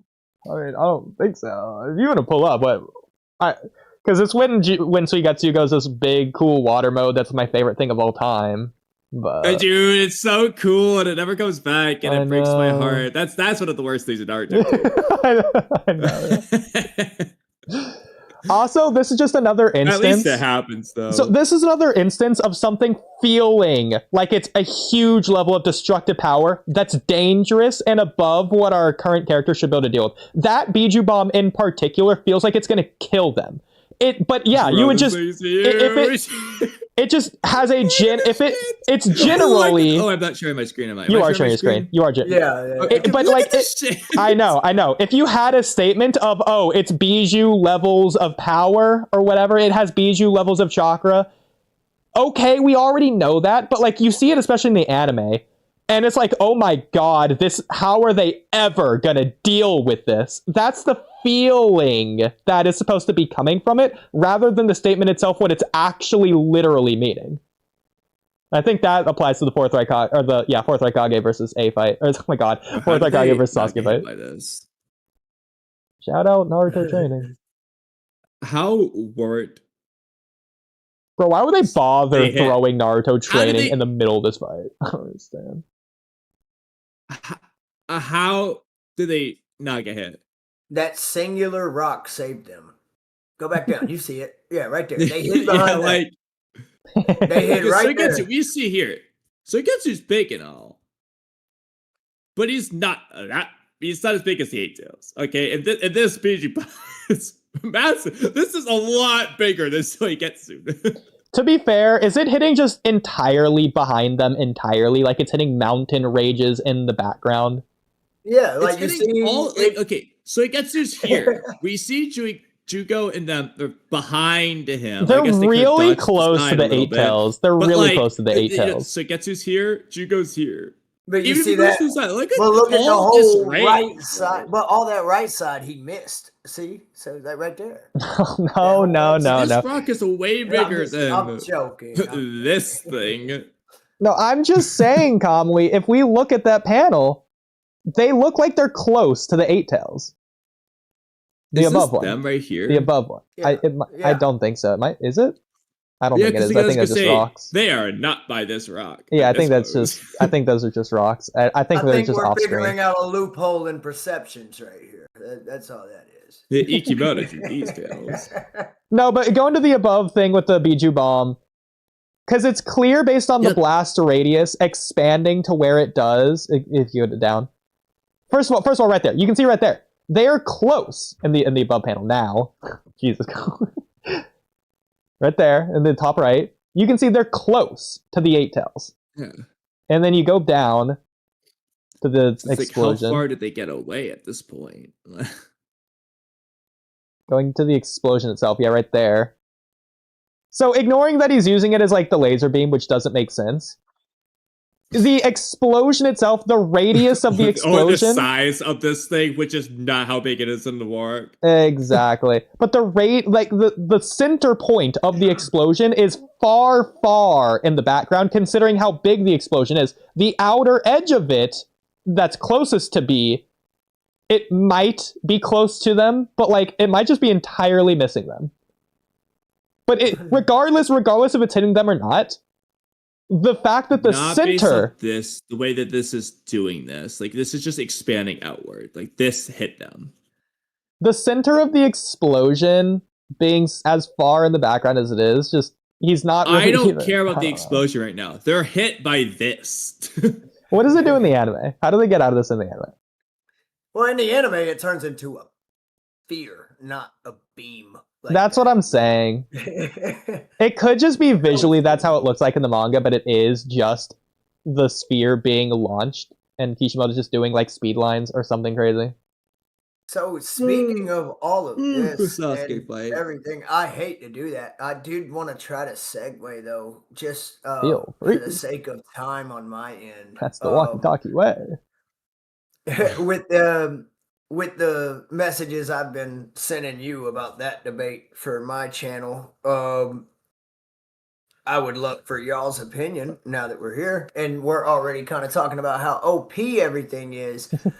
So my hot take that I was given was Yujiro Hanma can beat Madara. Who's Yujiro Hanma? Daddy Hanma. Baki's dad. Oh, from the Baki anime. Yes, I and have now I not obviously seen that. know the two universes will clash, and obviously the Naruto verse is on a way higher level because all they got is physical attacks. So Baki verse is definitely already at a disadvantage. So the point of this hot take is to remove all power systems and just straight hand to hand. Do you think Madara could still win? Well, I could say that I'm not the guy to ask because I've never seen Baki. Madara has pretty elite levels of taijutsu. If he's allowed to have his Rinnegan, I'm gonna go with yes by default. If not, then I don't know because I don't know Hanma because I just haven't seen Baki. Yeah, so I had a couple of things. It was basically a breakdown of 3 different ways as I was gonna do it. It's like basically just straight up fist fight. Second, with the taijutsu and all the chakra reserves, and then third, straight up everything you can think of, which Madara would already win. So really, the other 2 debates is the Rinnegan. I can see it. Yeah, he's gonna be able to get ahead. But if you give me 1 second, I have. Well, I think just based on that right there, Madara should definitely win the second fight. Just at the very least, based on Genjutsu. If not, then he'll just lose the fight and Izanagi come back and just off guard Hanma, just like Danzo tried to do to Sasuke, but he had the Susanoo on. So with sorry, I got some pictures of stuff that I was Which, trying by to the way, save Kamui, I for- do just want to say that's absolutely what Madara could have done to Hashirama if he wanted to win that fight. But ignore that. Well, real quick, Uh-huh. bro, like, oh, it's not loading. Oh my god. I saw it once when you were like playing it. Well, I want earlier. to show that B just like tanking the explosion. Just like explodes him too. To be fair, I also think the laser beam version of it isn't as powerful as the normal version. I don't know, bro. This one was. I Blew me up mean, with it him. makes no sense. And also, I mean, frankly, while we're at it, let's just go look at the Four Tails one, because I'm pretty sure that one's kind of insane too. Well, to be fair, Kamui, those two like guys up there on that like those right there, those guys, how do they tank Yeah. it? Considering in the They're just manga, they're not like, hit. They're just out of the range. but they're in the same direction as the direction B is firing the laser beam. Yeah, but they're in. like really far away. They're not that far. They're not like close. I mean, do you I think? think they use like binoculars at one point. Oh my god. Okay, and Konohamaru used binoculars for the Shinju. And Matsuru's trees didn't have anything to say about him. So So I did want to bring it up. Sorry, I Go ahead, was please. scrolling through. I finally found it. All right, so from this they said. Sorry, I have a lot of people that just give me hot takes all the time. So his spiritual and mental hacks for Madara, the Genjutsu, clearly overwhelming power and durability. So so I guess the question that they were trying to like sit on is, or the statement is that his chakra reserves being taken away would also affect his endurance and his fighting ability. It depends on which version of chakra you want to use, because it's a retcon. Do they just normally I have watched the chakra, video or do they have to because make you- it? What's chakra reserves? It's all weird. For sure. Yeah, it was kind of a weird hot take. I figured it. I expected it to be shut down pretty quick, but I also Yeah. thought it would be a little bit longer of a debate. But oh well. Yeah, I That's don't cool. think it We can should keep- affect his stamina. I think he should just, if anything, he'll just be able to fight for longer if he's not using his jutsus. If not, then it's probably the same amount of time he'll be able to fight for. Maybe a little bit less if you think that jutsus don't take away stamina, but regardless of that. We know that Madara as a kid was stronger than all of the adults around him, and his back is his strength. You can't really attack him with his back, so it's not like you can like take him off guard or anything. So there's not really anything that Hanma could do in that regard. He would just have to strictly overpower Madara. But Madara isn't like the dunce guy. He's very consistent. He's the elite prodigy, genius, top of the class kind of dynamic. So he's very consistent in that regard. So because you can't take him off guard, and he's consistent, you would just have to be stronger and overpower him speed-wise. You just have to dominate him physically, which I don't think Hanma would be able to do. Not only because I don't think he has the endurance to last with Madara, but even if you equalize stats, he would have to grapple him, and I don't know if he'd be able to grab him in the first place in order to do that. But if he can, then he might just win. All right. Well, I'm actually scrolling through some stuff, and I also noticed I love that panel right there. It looks like Madara needs to get some sleep. The bag's under his eyes. He is Yeah. You know what I mean? Yeah, he's tired. You know, okay, this He's is about to so have a long stupid. sleep. This is the dumbest thing ever. And Oodie, you're gonna forgive all of what I just said when I show you this right now. Oh, What he's this going is all the reminding way me of. down. Scroll chapter 50. Oh, okay. Where are we going? Let's Oh, try here. boy. You're gonna think this is so ridiculous. Oh my god, what are you It might going be the to? next chapter.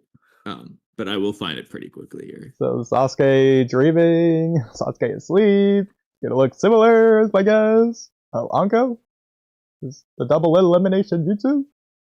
I miss Maybe it's Skinny more Uncle. so in the anime. Where does he first go into the freaking tree?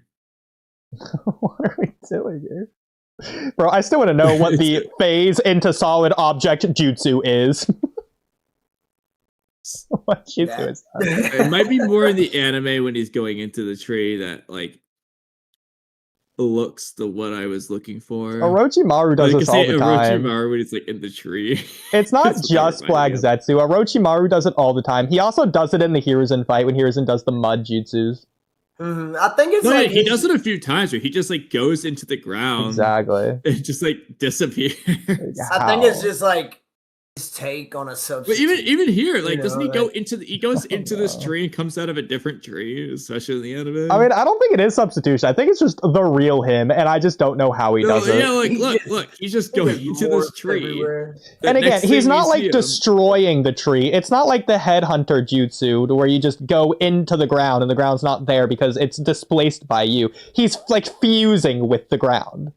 He's not Yeah, 'cause damaging look, it. He's just in here. Yeah. A different tree.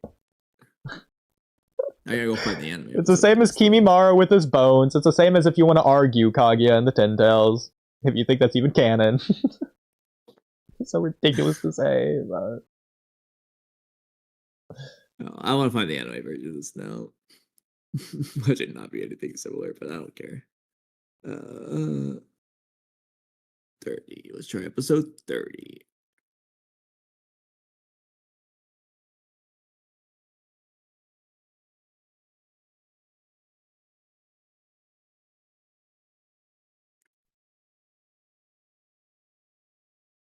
Well, please try episode 30. As much as Okay, this you thing want. looks so goofy.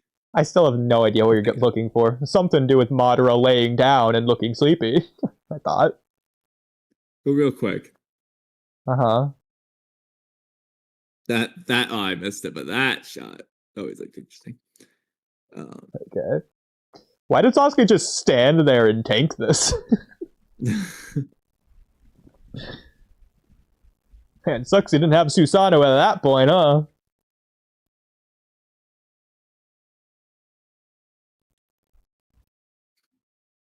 Search for doing. You know, I feel like Orochimaru could have won a lot of his fights really easily, especially against Hiruzen, if he just gave him the curse mark and Hiruzen had like the 90% chance of dying from it. Just like on the spot, just Yeah, paralyzed. it's what he does the guru basically. But real quick, Yeah. in the anime, this is extra funny because Orochimaru just went into the tree. Like he wasn't in the manga. It looks like he went into this. When he's fighting Sasuke, goes in the tree, comes out there. Mhm. In this case, he was just like getting comfy and cozy, and like he's just sleeping in this tree. Why? So I don't know if this is what you're looking for, but that right there looks like Madara when he's sleeping. Yeah, that's what I was looking for. Okay, there you If you go. combine like those two, like an There in between you shot go. of that, this is Yeah. what I was thinking of. That's so that. funny, bro. This it is. He's Orochimaru. Oh my god. Madara took notes. Okay. Unironically, it's a great segue to more Orochimaru rewrites. but- Clifford the big red paws in the background. Yeah, Clifford the big red dog. Yeah. Because Whatever. unless it's just the most Whatever. blatant retcon plot hole of all time that's literally right next to one another in the series itself. He wants Sasuke to fight Naruto, but he wants Sasuke to die with the ghetto statue Rinnegan nonsense. So that's Well, he wanted to link him to the ghetto statue.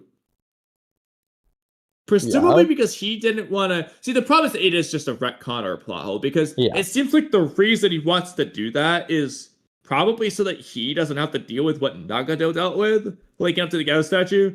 But then Obito just, like, uses the ghetto statue and don't have to do that. So, why does he care? I don't know. It's weird. It's like, what did he need Sasuke for? Like, what's the point? Yeah, I mean, let's Was keep he just in gonna mind. have Sasuke do that so he could fight Naruto? Like, just one. Actually, that's a good point. This is a good point. Why did Nagato need to connect himself to the ghetto statue to control it, whereas Obito just could control it? I don't like it. Now, there are things you can say. It could be that because when the ghetto statue at first had no Biju chakra, it needed something, and that was Nagato's life force that it took via those rods. And then after that point, Nagato's control. But then when Obito's comes around, the ghetto statue has the Biju, and that's why it's fine. And Nagato was just permanently just paralyzed from those rods. As for why he never took him out of his back, he loved the look of it. I don't like it that much, but you can use it and say it's okay. It's tolerable. I can eat that burger, but it's a dry burger. It has no cheese or bacon or anything on it. I want to have a more luscious hamburger. Since we're going with the burger analogies all night, at this point, we just throw a burger analogy in everything we're saying. Yeah. So that's so stupid. I mean, in my first watch of the series, I didn't think he was like connecting to the ghetto statue to use it at all. I thought the ghetto statue was just doing that itself. Like Naga's basically collateral damage, or like that's his punishment for trying to use it. But then either way, you should say that about Obito. Why didn't he have any punishment for trying to use it? I mean, at that point, Nagato was in a self-destructive mindset. He didn't really care. He's just lashing out. He doesn't care if he destroys himself. I think it was great for Nagato, but like, why isn't it happening to Obito? No matter what. Well, if the Ghetto Mazo just never even like fires anything at Obito, then obviously it's not going to pierce him. Oh, okay, but why doesn't it? Why did it fire it at Nagato and not Obito? I mean, it's possible that Nagato, it sounds ridiculous, but it's possible that just like how Kawaki punches himself, maybe Nagato's hurting himself just because relieving the pain. Yeah, but I don't think so. Depressed people do that, to be fair. I mean, he's just lashing out at Hanzo in rage. He's doing that himself. I don't know. It's possible. I'm not a huge fan of that, though. It just seems like that was like the cost of Konan didn't want Nagato using the ghetto statue. It clearly had a downside. It's gonna hurt Nagato if he uses it, kind of thing. Nagato is not worried about that. It attacks him first, and then he starts controlling it. So it does seem implied that it's like it's gonna come. Okay, but that again, that doesn't make sense. If he can only control it once he connects to it, how did he control it to connect to it? I don't know. Well, he didn't necessarily control it, but the bigger question is, how does Konan know it's going to be bad? So then why did the Ghetto Mazo even attack him in the first place? Why didn't it try and connect to Konan or Hanzo? Yeah, so it's weird no matter what. You could do a thing to where, again, why would Konan know? I don't know, but maybe in order to use the Soul Dragon, he needs to do that. But again, like, yeah, but that doesn't really work for Obito's Chains of Fantasia or whatever, which are basically the same thing. That was Tayuya's thing. I mean, you could just the Obito's line about linking Sasuke to the ghetto statue, whatever, does make sense, but we can ignore that for a moment.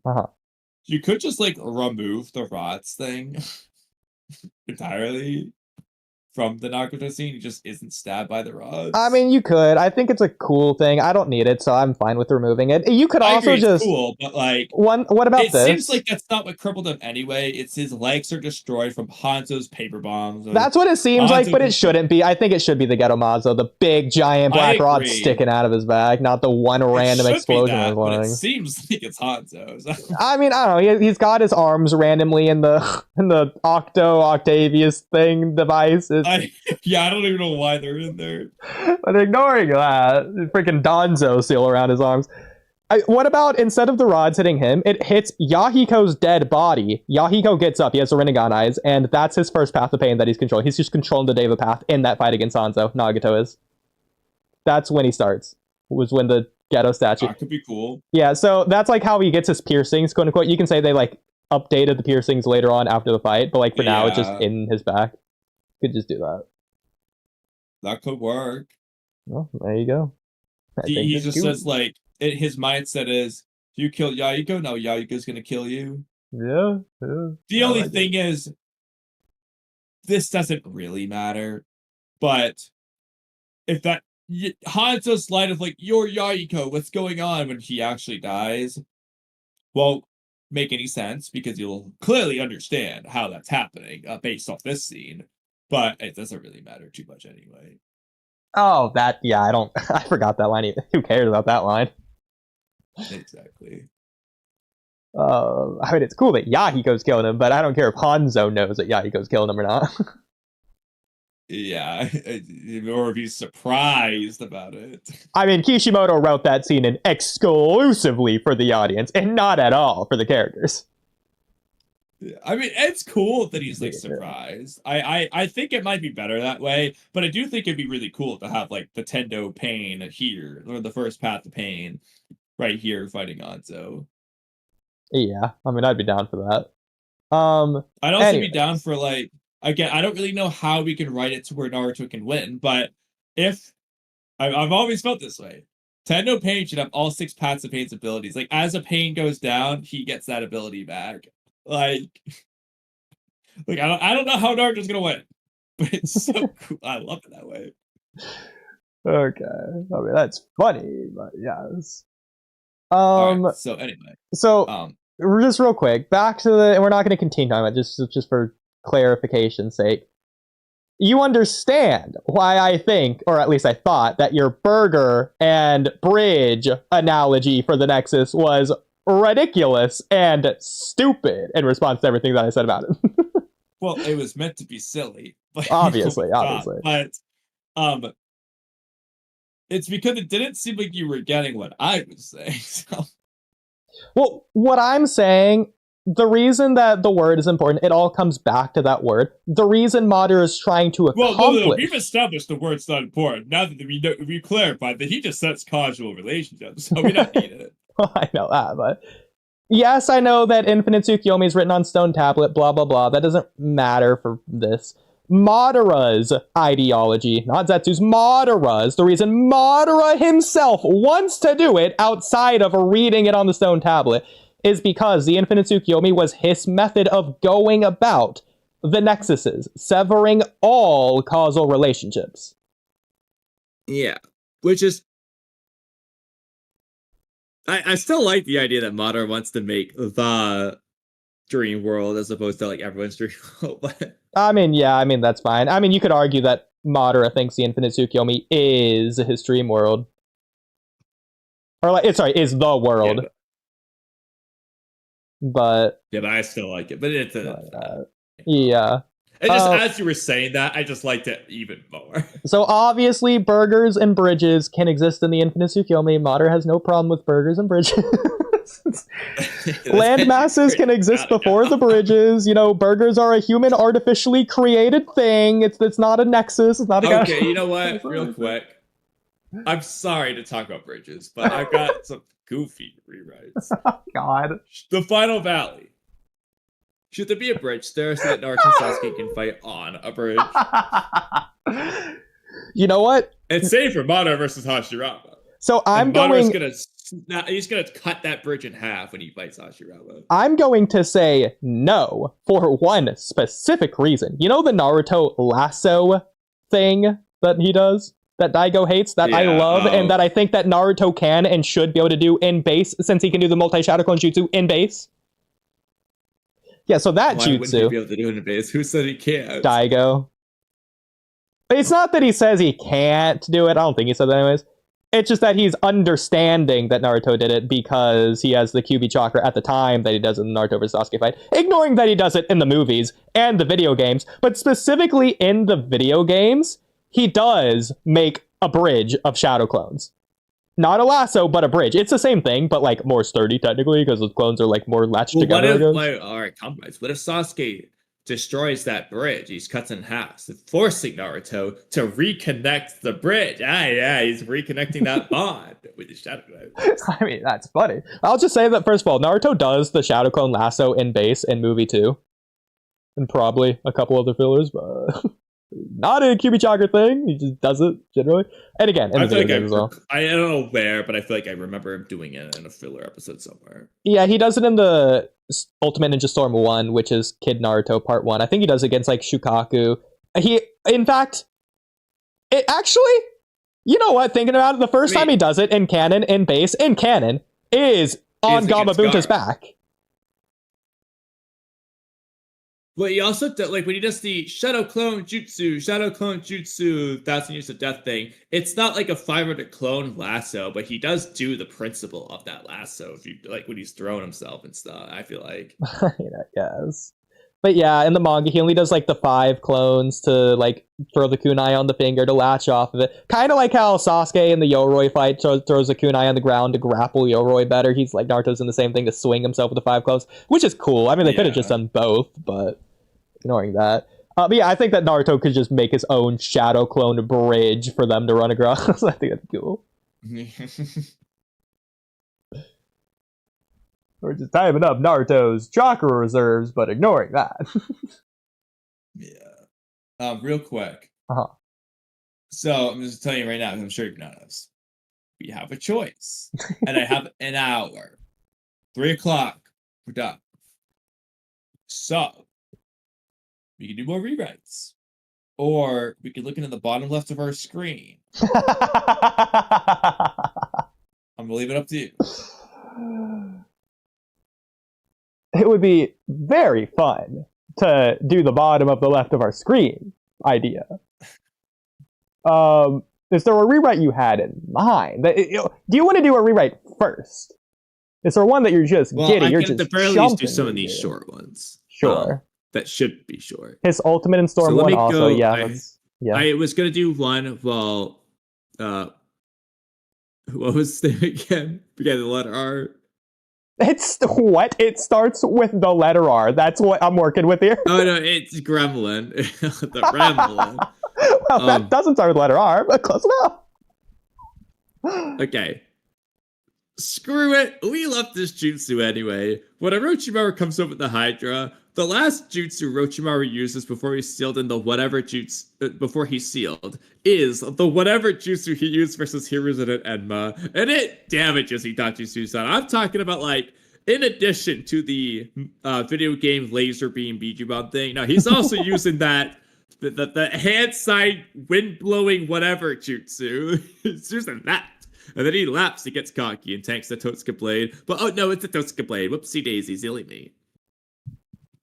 Okay, so what I'll say when he first comes out of the Hydra, before he does his Hydra Biju Bomb, he'll do this jutsu and it's gonna knock Itachi out of his Susanoo. And then Itachi's going to go back in the Susanoo, maybe in like a higher form of the Susanoo, since he clearly needs it against Orochimaru. And Orochimaru's like, okay, yeah. Oh, you think you can survive against that, huh? Well, take this! And then he does the Biju Bomb. That knocks him out of the Susanoo again, and then he goes Tosu Blade. Sure. Okay, cool. Yeah, I'm fine with that. I just wanted to use the whatever juice. A really stupid rewrite is that Jiraiya's whatever jutsu and Orochimaru's are connected. Orochimaru perfects whatever jutsu. Yes. Here's a stupid one. So stupid. But Kirin should have named something along the lines of Kirin 1000 Dragons. So my only concern, are we changing your Mitsuki prophecy arc rewrite?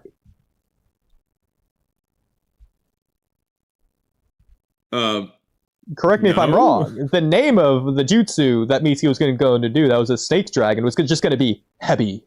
That was just going to be it. It was Sage Art Heavy, yeah. Yeah, Sage Art Heavy. It's the coolest thing of all time. Well, but he doesn't need to be 1000 dragons because the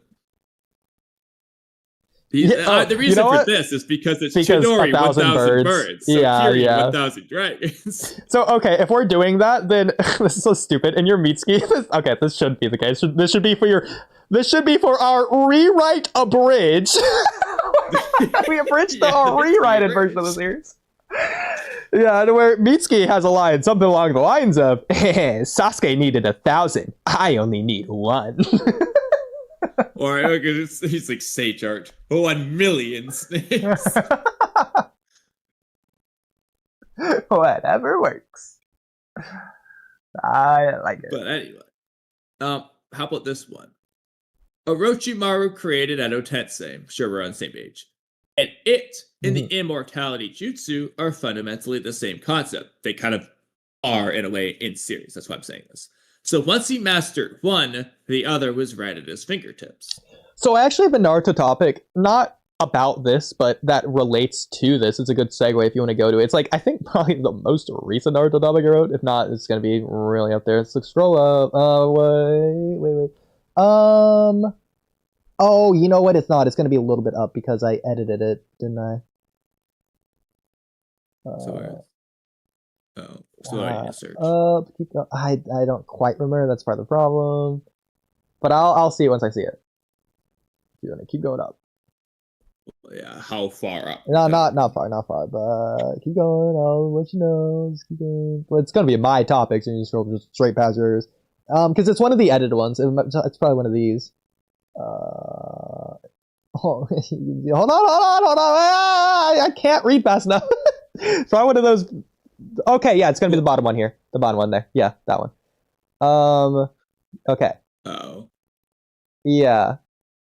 So if you want to move the share screen thing window out of the top right of the corner so I can read that there. Also, maybe zoom in a little bit. Okay. It's so funny in the anime when Orochimaru summons Hashram and Tobirama and we see the Anbu's reactions from their perspective and they are, I guess, looking at it like almost like at a perfect side angle from the coffins. And Tobirama and Hashirama are both still entirely inside the coffins. So we just can't see them at all. Yet the dude is still like, there's no way, those two, it can't be. So I guess if you want to like pull this up, it's episode 69. I actually wrote down right there, so perfect. And you didn't see this bottom part here that I edited into the message. So I guess this is probably your first time saying that, but I thought this was funny. So is this like the scene from the manga that we've bickered over in the past? Because in the anime, no wonder I thought this. I'm just right in the anime. I just can't see it. Because like no wonder the other guy is like, oh my god, who are they? So like, yeah, they just look like a coffin. Oh, we'll also go to that round table scene next. Because I do want to check. Next, we'll do that round table scene next. Before we forget. Well, we won't forget. What's you gonna do? We will do it now. But I've just already found. Okay. So real quick. Panic. Right. Well, let's say what the topic is before we do this part. Well, we could surprise you. No, it might be better. Okay. For us to play it first and see who can guess. Okay, play it. Yes, but we have to do so in a way that doesn't cause them all to panic. Right. Okay. So, Axel, Space, and whoever else is down here, Fabrino, do you know what you just watched? Please, any suggestions? Chat. Anyone in the YouTube chat, if you will, please. Godzilla Gamer, who says hi, and please say my name, and please, and Naruto, and say my name, and hi.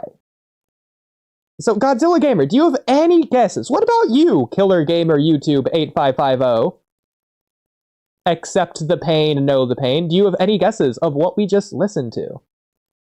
Anyone? Any guesses at all? Axel, you have some guesses here. It's his...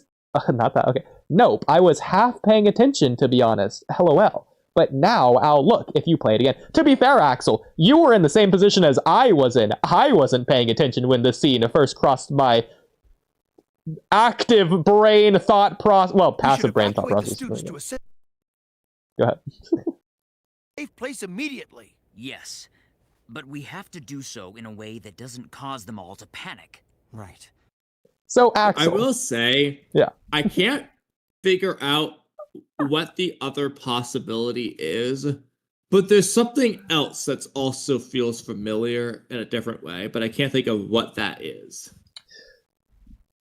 So Axel says that the column. I mean, that's a good guess, but it's not that column. It disappears. It's so funny, actually. Yeah, like so. This dude does it actually?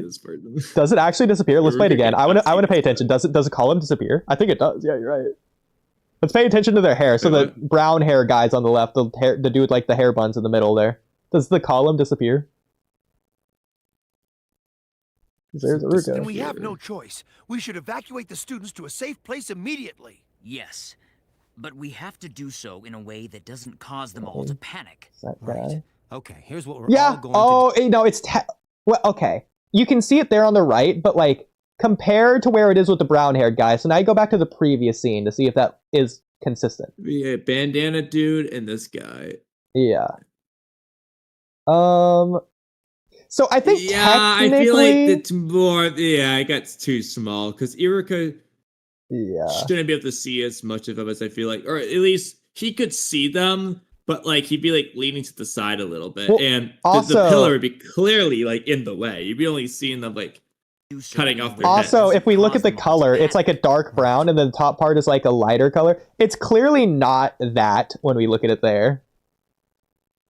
Like, Yeah, the I just feel like indents are the Iruka same, it feels like it's too much to the side. Now there yeah. are ways to argue around it, but like the depth perception aspect of this isn't the best. Yeah, Also, yeah, is this for sure. Hayate, even though he's dead? I know. It's probably the same character model. Anyways, so for those who are uninformed of what we just saw, Kamui, should you say what the scene is, or should I? You should, so I can go upstairs and figure out what the hell I'm gonna eat. Well, turns out the Uchiha clan wasn't entirely wiped out. Itachi missed one. And we just heard him. So we all know that Goofy Toby, he's known to be a troll. I didn't think he would go this far. When Borg just said, I didn't think he'd go this far, Kawaki, he was referring to this. I mean, it makes sense why he would be in the scene and not found out. It's not like Aruka knew who Obito was. So turns out, what we just heard, to me, I haven't confirmed this yet, this sounds just like Obito's voice actor in the English dub, Professor Dr. Michael Yurchak himself, in the flesh. And it totally possibly could be him, considering he was like a Studiopolis guy. He probably just came in to do Guy H into this random episode. You know, Guy 72, background character. He's probably just voicing some random guy, and I think that's hilarious that he probably unironically actually was just doing that.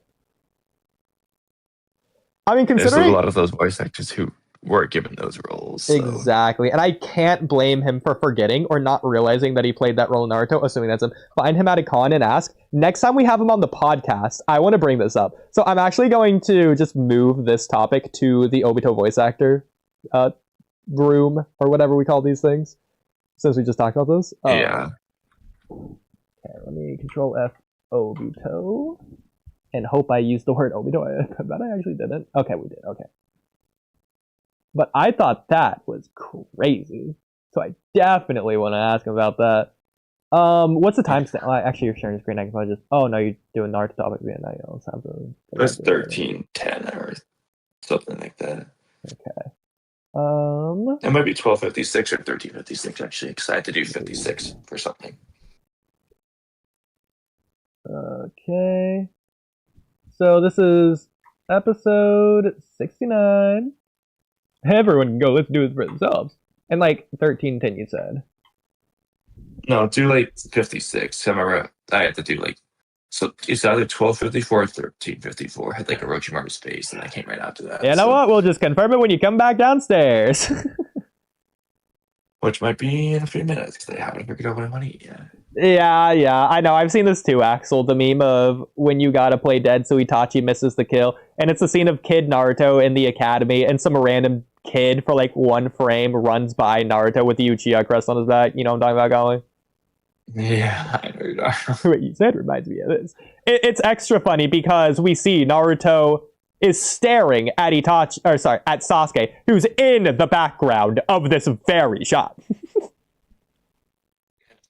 It's very funny. To be fair, the kid could just be a really big fan. Just cosplaying Tsuchiya. I like the idea that Itachi was like, I'm going to cover the West Wing. Obito's like, I'm going to cover the East Wing. And this dude just like at the perfect, like straight dead down the middle of the line. They both missed him. Yeah. Obito was just careless. He just missed one. Oh, he's on that guy's side. I'm not going to go after him. Or they just both miss him because it's just right down the middle. So stupid. But anyways, a really big Uchiwa fan. Shout out Madara's guitar. Bro, has someone made that into a guitar in real life? Just take the design of the gun by the fan and just put guitar strings on it and stuff. Surely someone's had to have done that at this point, right? Look it up. Sure. See, if I type in Madara guitar, you know it's going to pop up, and it's not going to be what I said. I'm going to do in real life, but it's still just going to be the fan of people cosplaying or whatever. Yeah, it's just a fan. Unless this is a... No, it's just the fan. Yeah, people are building real life Gumbai Uchihas or whatever Uchi was. I don't think anyone's made a guitar of it. It'd be really cool if someone did. It'd be so perfect, bro. Someone's made a meme. Okay, this is funny. I'm gonna post this in hashtag art of a meme of when Madara first arrives. He has the Gumbai Uchiha. He's just like holding it like a guitar, with guitar strings on it. That's good. I like that. Well, there's like the meme of like Obito and Madara playing like the violin with like the Genmai Uchiwa, and like it has the music and everything. I forgot what the name of the song was, but Oh, that's funny. Oh, actually, I was wrong. This wasn't even his Gumbai Uchiha. Someone just edited in a just actual, just real life guitar, just like a guitar PNG. Just put it in there. That's extra stupid. But ignoring that, Sasuke just peed off. Okay, let me not. Sasuke just pissed off that they're selling post-human merch of his clan. Well, I guess while Kamui's upstairs, I'm just gonna go to the rewrite myself since we're just killing dead air. Which isn't how that works, but can't kill dead air. It's... okay, I was going too far.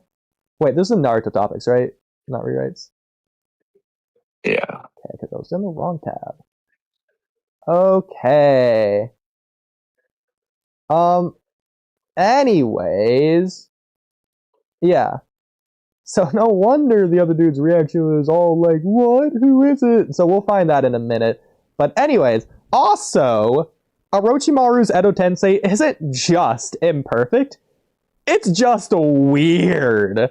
Orochimaru summons them, Hashirama and Tobirama, and then he puts the kunai in the backs of their heads, as we know, and then the Anbu they say their thing of whatever, that, oh, it's the kunai in the back of the skull trick to sap them of their will, blah, blah, blah. But they say a lot of things here, like including like, oh, they use living sacrifices. Well, so they're saying a lot of things in the scene. It's who knows. But the important thing here, after Orochimaru does this, and keep in mind, this doesn't happen in the war. This doesn't happen when Kabuto does it. Blah blah blah. They just like start steaming randomly, like they're freaking an Attack on Titan or something. The Toby Ram and Hawkeye, they just start steaming. I think we do see this with Data on Sorcery. And the power in arc? the work. It's the work. In the work, it's not like in the war, but like very early, like before he goes to Turtle Island. He like puts it in Sorcery and Data, and I think we see it there. That's the only time they start really steaming. That. Well, do they also gain the color / quote unquote life back, as they say? I think they do that. Yes, I think they do something. It might not be 100% identical, but I think it'd be like 90% the same thing. Okay, because that's just weird. But man, I mean, if that happens and I forgot, we'll have to check that scene after, I guess. Yeah, probably. I don't know what episode time it is, but yeah. But anyways, sure. I'm sure this probably happens in the manga too. But this is when Hiruzen only starts freaking out and reacting and saying that they look just like they did before. Only after this.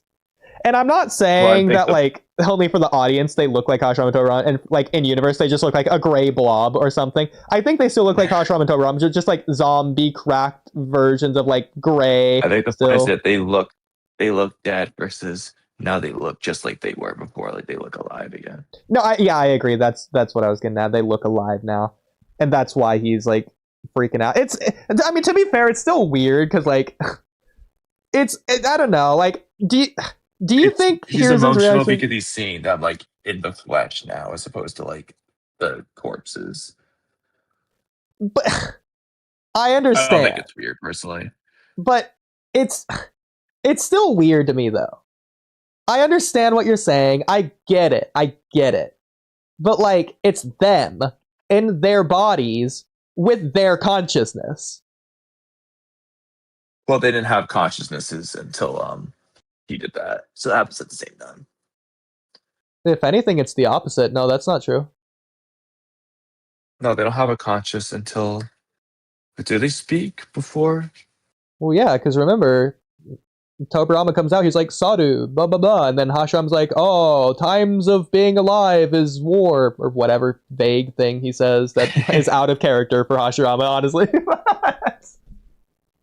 I think it's the war no matter the era, whatever he says that he says Yeah. again later on. If anything, because again, like the skull in their back of their nape or whatever, like it's freaking Tang Tine or whatever, the kunai in their skull, they say, the Anbu are saying that it's like to take away their will so the Orochimaru can possess them and control them like puppets. So they're an unstoppable killing machine. And that's just like what it is in the war arc as well. But yeah, so if anything, it's the opposite to where they had the will before and then they don't after. But I mean, it's kind of weird since correct me if I'm wrong, I mean, just watched the 5, I should know. But like, they're still like talking afterwards, and it feels like it's something that they would say, not Orochimaru. So, unless I'm just wrong and they just don't talk, I don't really remember. Let me just double check. I'm just gonna look at the manga on my phone real quick. Sure. But they're definitely talking beforehand. That's like for sure a thing. I mean, I just watched it like 3 hours ago or whatever. So. But anyways, while you're checking that, clearly, this is... Yeah, they're talking before he does the kunais. Yeah. I just don't remember if they talk after or like what they say if they do. They talk... Nothing important. Oh, well, they talk at the end of the fight after Ribudetsu. Sure. But that's whatever. But clearly... Alright, let me just look and see. Clearly, there's some kind of weirdness to where there just is 2 different jutsu going on here. The summoning jutsu and the Edo Tensei jutsu. I think they were just 2 separate jutsu in part 1, and this was retconned later. Somehow, somewhat, to some degree, we will never understand. Hashirama and Tobirama look less Hashirama Tobirama-y before the tags. Obviously, it's what we just said, that it's because they're in their flesh or whatever, which also doesn't make sense. Because again, why does that even make sense in the first place? Why do they look more alive? Like, what? It also feels kind of implied that they only gained their power back when Orochimaru did that, is sort of the implication I was getting when I was watching the dub tonight that I never got before. But that's to say that maybe they were just like fodder level before Orochimaru did that for some reason. I don't know. It just feels like, even like in this itself, it feels inconsistent, but like it just feels like it was 2 different jutsu. One of them was the summoning jutsu, and the second one was the Edo Tensei jutsu. Is weird. I think it's not really loading very well, so it's cutting off pages on me. So let me try fucking Viz 119. All right. I mean, do you want me to just pull it up on my end? You can, just not gonna be on my share screen. Yeah, but will you be able to see it? No. Okay, well. I'll at least pull up the side coffin thing. That's kind of funny. And what are you looking for exactly? You're looking for like if they talk or whatever? Yeah. So remember when Orochimaru does the enough with the reminisce? Oh, that's before he puts the tags in, so. Yeah. I don't think they talk until Reaper Death Seal. Oh, well, okay. Does this count? Okay, so in the manga, has a different speech bubble type. So he's not saying it out loud, but in the anime, Tobirama says, water style, water wall. no, that was just the Orochimaru. Infinite darkness jutsu. I mean, it's weird because sometimes they say it out loud, sometimes they just don't say it. Like, Gara clearly used Sand Coffin on the dude, the grass ninja, before he fought Sasuke. He's just like saying it in a set, I guess. It's not for the audience. I don't think he even says Sand Coffin. Well, no, that's what I'm saying. He doesn't say it, he just does it. That's what I'm saying. Oh, yeah. But yeah, this is like, out of the coffin here. And they look really gray. It's really weird. I don't understand. Like, they're clearly in the coffin before. I guess going in like here. But it's also weird. I wrote this in NC Hammer Questions. It feels like, based on what Hiruzen says, Orochimaru summoned the coffins to block the shuriken.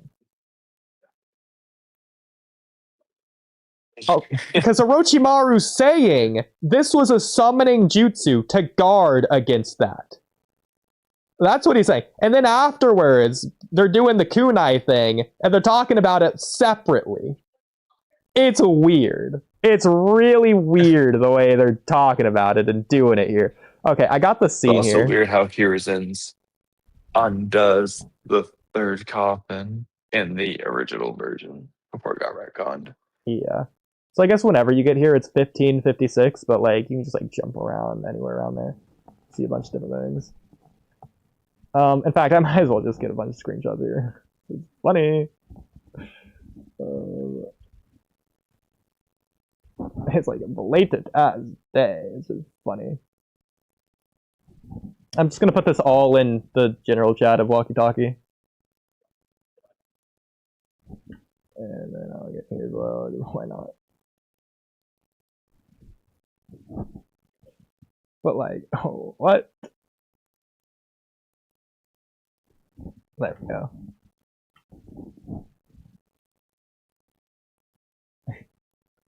Yeah, so I don't know. Oh, also, this is so weird. They say in the subtitles here, those personages are, I don't know, what word is that? Personages? Axel chose his hair color. Axel, now, okay, well, now will you tell me what shows his hair color is? I gotta know. I don't know.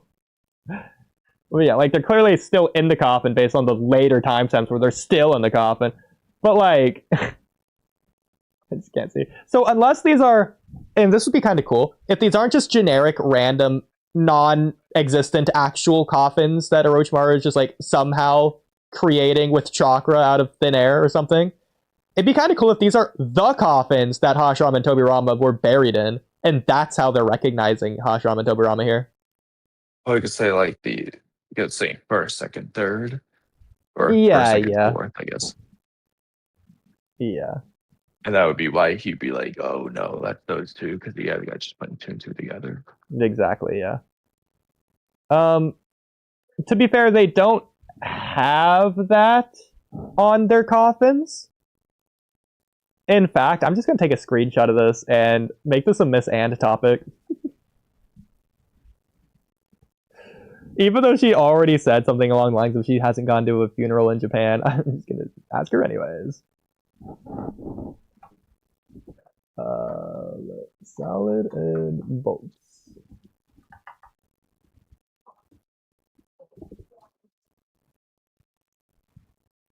I don't even know what to say. What's up with these coffins? Are What do they coffins look like in Japan? Japanese? Yeah, what do coffins look like in Japan? Oh, by the way, in case I didn't tell you, because I don't think we said it on the podcast, but she did update us on like the boat in the Itachi Asuma scene.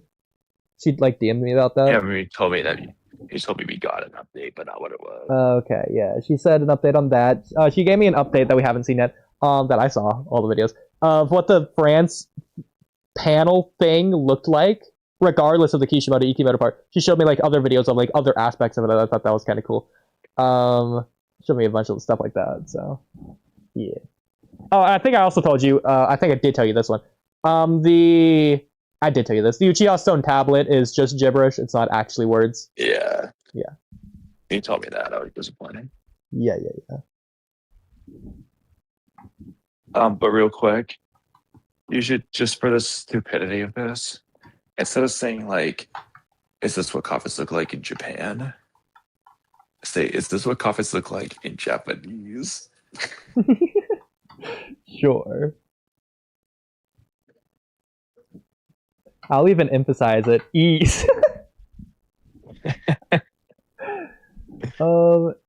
Is feudal one of those words that I just always am never gonna get right? I guess so. Okay.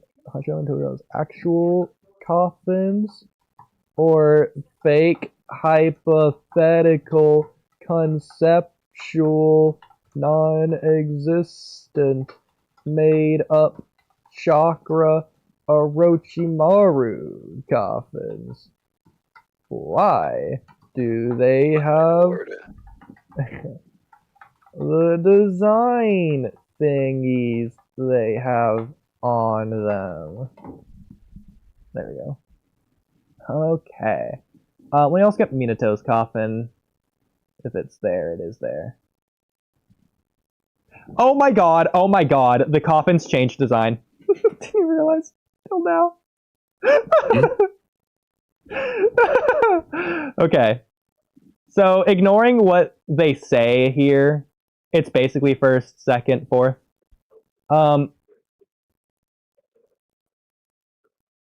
So, look at the top part here. You see this, right? Yeah. Okay, never mind. Can you see in the general chat the pictures I posted in Naruto topics? That I can do. Okay. In the...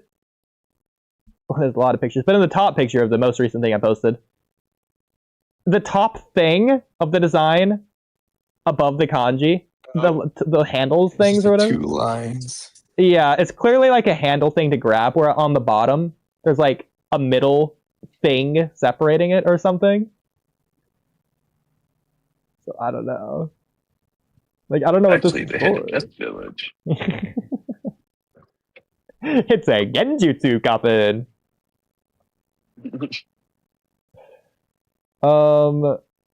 Yeah. I don't know what you're doing, but it is 250 if you wanted to in there, or we could just do another topic. But I feel like you're a little preoccupied. You can read my Karin one for me. That was what I was gonna do. Karin one? Yeah, the Karin anime D-Janes one. Did I read that? No offense, but it appears so. Okay. I think you reacted to it. That doesn't mean I read it. Axel says, I think it'd be Okay. better if they were slumped like lifeless puppets and stood up after he did that lobotomy thing. Yeah, I don't know. It's just weird. Your screensaver came on. My screensaver Yeah, I'm game. just watching like Alaskan glaciers or something slowly moving or whatever this is. It's showing that. Yeah, it's showing like the I don't know, the Hawaiian rocks or whatever this is. That's funny. Oh my god. Where am I going? Am I going to Naruto topics for the Karin thing? I don't know where it is. No, You're you're right. Okay. So it's the most recent thing. We said I reacted to it, so Yeah, you should just search Karin. sure.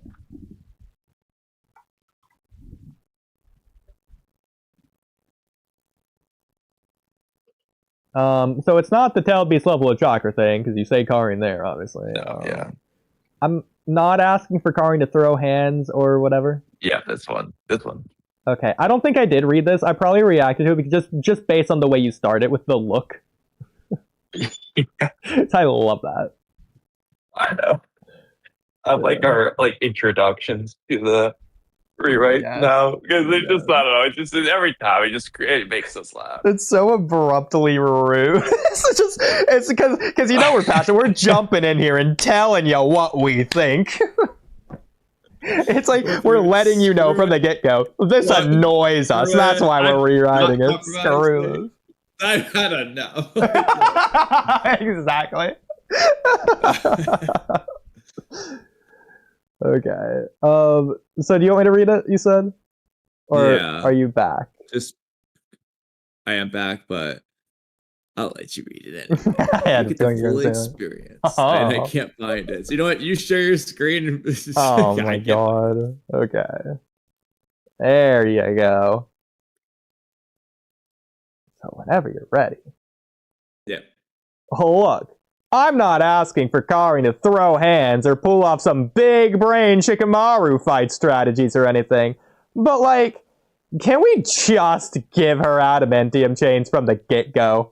Why do we need to wait to reveal she's an Uzumaki during the Kabuto fight randomly, when that's not even the important part of Kabuto's speech leading up to Sage Mode? And why do we need to wait for her sealing chains versus Guru, which is such a nothing fight anyways? Just let her And not to have... mention that she doesn't seal anything with the chain. She just hits it. The chains don't even, like, hurt him. They just hurt his wood golem around him that doesn't operate if he's constrained or whatever. It doesn't do anything. And Orochimaru is the one who restrains. Exactly, bro. The chains are actually literally useless. They don't do anything at all. But just let her have the chains when Sasuke asks her to join Taka. In addition to sensory and healing, Sasuke wants her... Well, technically, it'd be with Hebi in this case. I think she should go ahead. I realize. Okay, yeah. In addition to sensory and healing, Sasuke wants her sealing power in case they need to restrain anyone for intel, or to keep them out of his Itachi fight. That'd be really cool, actually. And versus Killer Bee, that sure will be useful. That's actually kind of funny. The sealing property. Tell these things. This can be how Sasuke lands Amaterasu on the 8 tails. And since Karin is right below or in front of Bee, that's how Bee manages. It's hypothetical. She's chained him, so she's like right there. Oh, okay, yeah. That's how Bee manages to slap her with Amaterasu lit tail. Okay, I guess that makes sense. Lit tail. Yeah. That's a funny way of saying it, but yeah. Intentionally, because he's mad that she chained him down, and he's doing this to spite her. We don't even have to say these are Uzumaki sealing chains, by the way. We can save that reveal for Kushina backstory when she does it too.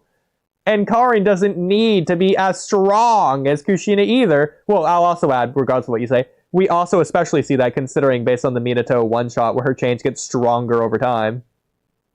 Yeah. But also because since the 8 tails is nowhere near as strong as the full 9 tails anyways. So just let Karin have her damn sealing chains. With some multiple exclamation points at the end. Thoughts?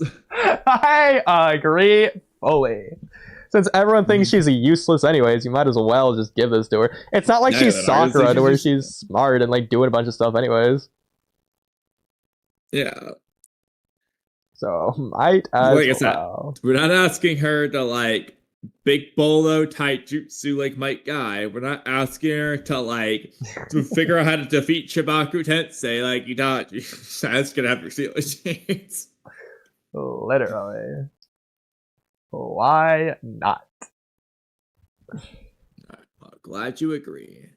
Yeah. I guess we can do another short rewrite. I mean, technically, I can do another half hour while I'm just waiting for this food. Oh my god. I know. I am a problem.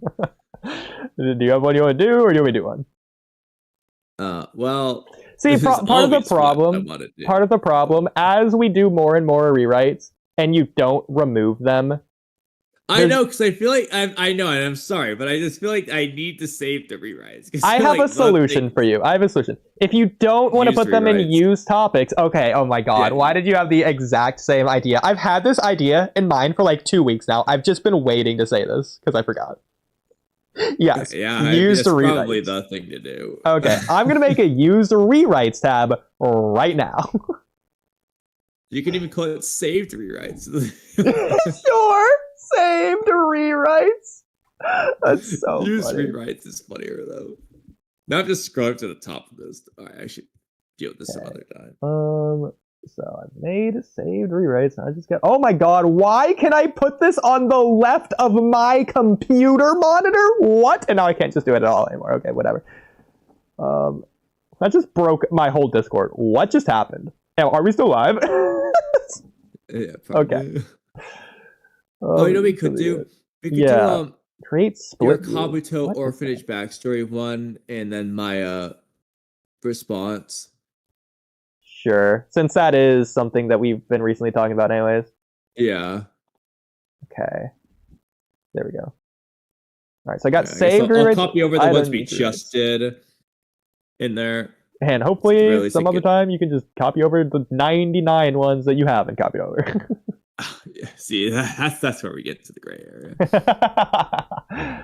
Yeah, because I could just tell you didn't want to lump them in with topics since we have rewrites and topics separated anyway. This is a compromise. I want to be able to easily find them. Okay, let me also... How do I turn this off to where I don't see it ever? Mute until I turn back on? Is that what I do? Yeah, okay. Okay. Got that done. Okay. Anyways, going to the Kabuto rewrite.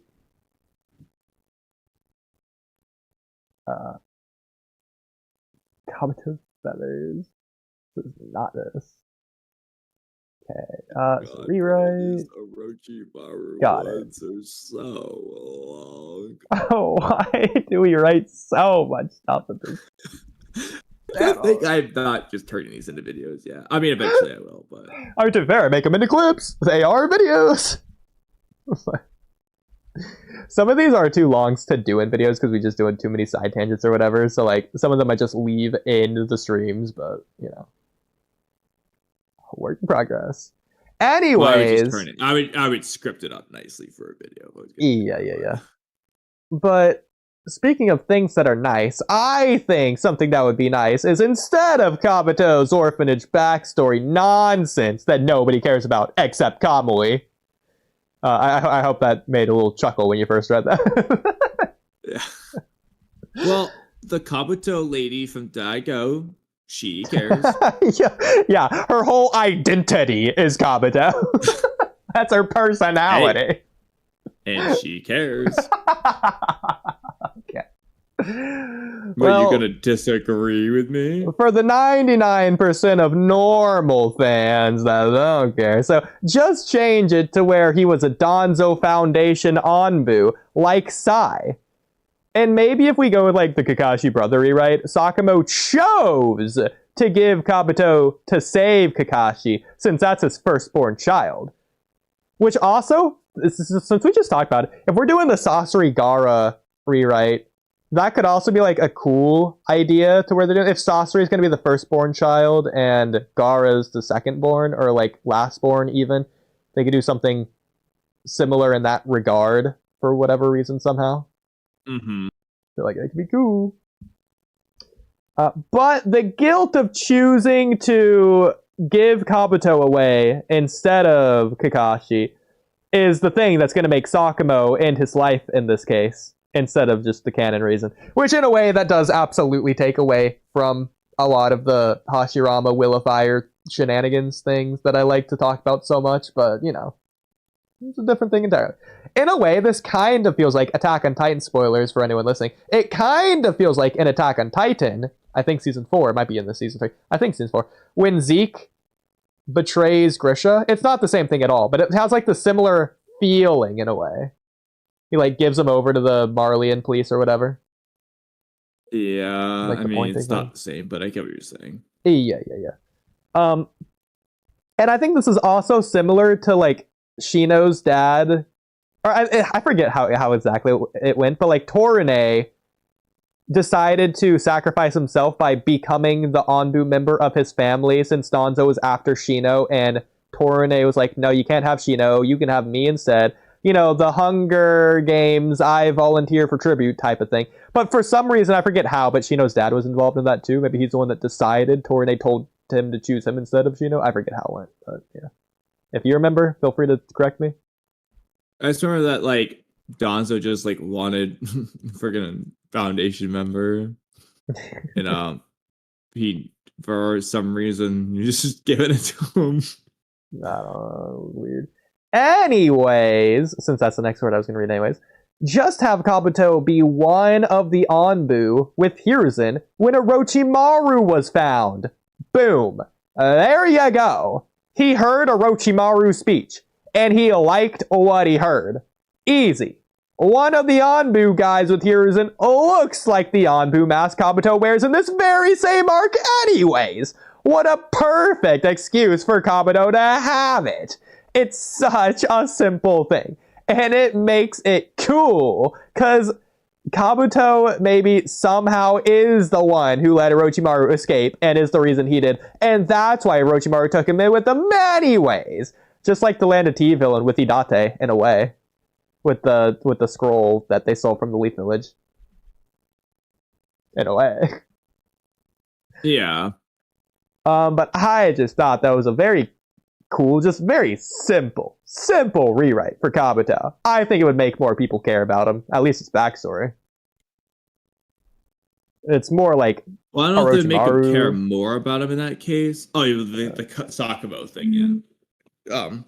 Well, not the Sakuma. Well, I guess Sakuma thing, but I was more so talking about just I don't think him just replace. liking it just be. I don't think. No, okay, it's not going to make people care about him more. It's going to make people hate him less because he's less boring taking up screen time. I guess it's going to be. So he's going to be more like Anko. So that's the case, then I wrote a simplified thing. So for Kabuto. real quick, it's going to be like Anko. Anko doesn't have this crazy, big, long, fleshed out backstory in the middle of other important things that we actually care about going on. Everyone likes Anko, but she's doesn't nothing. have that in the first place. Okay? Exactly. But she's cool. She's the most nothing character of all time, but no one has a problem with her. Everyone likes her. Everyone thinks she's cool. Everyone wishes she did have more of a role, if yeah, anything. But they also think she's wasted. I mean, people think Kabuto's wasted. Probably. I don't really hear anyone complain about Kabuto, though. I would rather, and I think the fan base would rather, a character be wasted than a character be, I don't want to use the word ruined, because you wouldn't like that word, but wasted in a bad regard, rather than wasted in a not used regard. I guess, I don't know. Probably, but... But you said... I said, so this doesn't work for Kakashi brother thing, obviously, but the simplest thing you could do if you want to simplify Kabuto is just remove the Danzo Nono part and keep the rest the same. He won't have the glasses and name identity part with Nono, but he can still be the mysterious boy from Kikyo Pass with no identity who became an identityless famous Anbu, like Kakashi. Hey, maybe he was even in the Anbu with Kakashi at one point, further establishing their rivalry. They could be like brothers. Fuck it. Orochimaru is Anbu ties anyway. Have Orochimaru give Kabuto his name, and then later per your rewrite, Kabuto likes what he hears, and per my previous rewrite, this is the old one that we haven't gone to yet, Kabuto and Orochimaru have even more in common. If Kabuto and Kakashi are besties, instead of going to the stupid orphanage, he could go save his best pal Kakashi in the war arc. Obito's gonna help out too. Why not have Kabuto actually help? I feel like part of the problem with Kabuto's backstory, and this isn't really a problem that can be fixed, nobody wants to see it when it happens, and that's for a couple different reasons. First of all, like I've already alluded to, there's already a lot of other interesting stuff going on. Second of all, it's not overly long, but it is, considering there's other important stuff going on, and it's not relevant or useful or does anything for anything going on. It's just Kabuto's backstory that nobody cares about in the first place. Third of all, at this point, nobody wants to be sympathetic for Kabuto. Nobody cares. We already see him as the big bad villain bad guy anyways. It's not like... I mean, yeah, but then you could say that about Obito, I guess. The difference is that Obito we know is once a good guy, whereas Kabuto he just starts. They're actually doing things with Obito, though, whereas for Kabuto, they're just forcing in his backstory for practically no reason. It's not really for no reason, but like, you get what I'm saying. They're actually like redeeming Obito. Kabuto's redemption is off-screen and forced through plot shenanigans of Itachi's Genjutsu. It's also just not main character stuff. But there's also just the fact that at this point in time, this has just been the tried and true method. Kishimoto's done this 20 times. Oh, we're fighting a guy. Oh, we're about to defeat a guy. Oh, someone's about to die. Show their backstory. He's already done this formula 30 times before this. We've seen this. We know how this goes. We already know they're going to beat Kabuto anyways. We're just waiting to get to that point, and we're not even seeing the Kabuto fight. We're at a standstill. The plot is halted so we can get Kabuto's backstory. Not so we can catch up with it, because it's not relevant or necessary anyways. It's just until we can get through it, so we can get through the Kabuto fight, so we can get to the next thing that's going to happen. But at least the Kabuto fight is eye candy, at the very least. So that's part of the problem with Kabuto's backstory. You just can't do it earlier is the thing. The difference So Kabuto has his own character arc and story, right? We're not gonna act like it's not there. Yeah. But I think the difference is, I mean, he's randomly using Naruto versus Gaara. Because you get Gaara's backstory. Again, that's the same formula. Yeah, they're doing the same formula. They do the same thing in Sasuke retrieval arc with everyone. The one I'm using.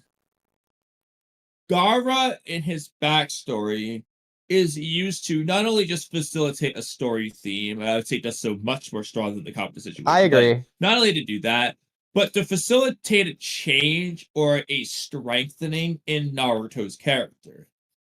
Whereas for Kabuto, what it really does is just Kabuto. I was gonna originally say it leads to Itachi doing something which then leads to Sasuke. That's already roundabout, but not really. Because the important part is that Sasuke just heard Itachi assert he is Itachi Uchiha of the Leaf, and then at the end he has his goodbye speech where he says, like, I will love you always, and he shows him the truth and all that jazz. And Kabuto had no impact on Sasuke. It had nothing to do with what Sasuke does next. It doesn't change Sasuke. It's irrelevant to Sasuke. You can say maybe a little bit of Itachi in there because Itachi's acknowledging his faults and all that. He's not perfect. Blah, blah, blah. I get what Kishimoto's going you don't need for. Kabuto for that. Kabuto's not doing anything for Sasuke or even Itachi, really. And that's the difference between like Gaara's case. And then obviously Kabuto, it's kind of just like the mirror of Obito aspect is really the thing that's doing for the overall story. But it's like different for Gaara because Gaara's doing his thing for the story. Orochimaru's doing his thing for the story. They're not the same thing. Are there certain overlapping things? Well, sure. But like they're doing two different things. Kabuto's just, that's the Obito story, but in Kabuto's way. And it's not affecting Sasuke whatsoever. That's the difference. Yeah. Now, obviously, I don't like Itachi very much, but I don't like Nagato similarly. But I'm not going to pretend like they aren't big characters. Obviously, I know a lot of people care about Itachi, and Itachi is a huge central point figure in the entire plot. He's a huge character to come back. He's like the focus once we get him.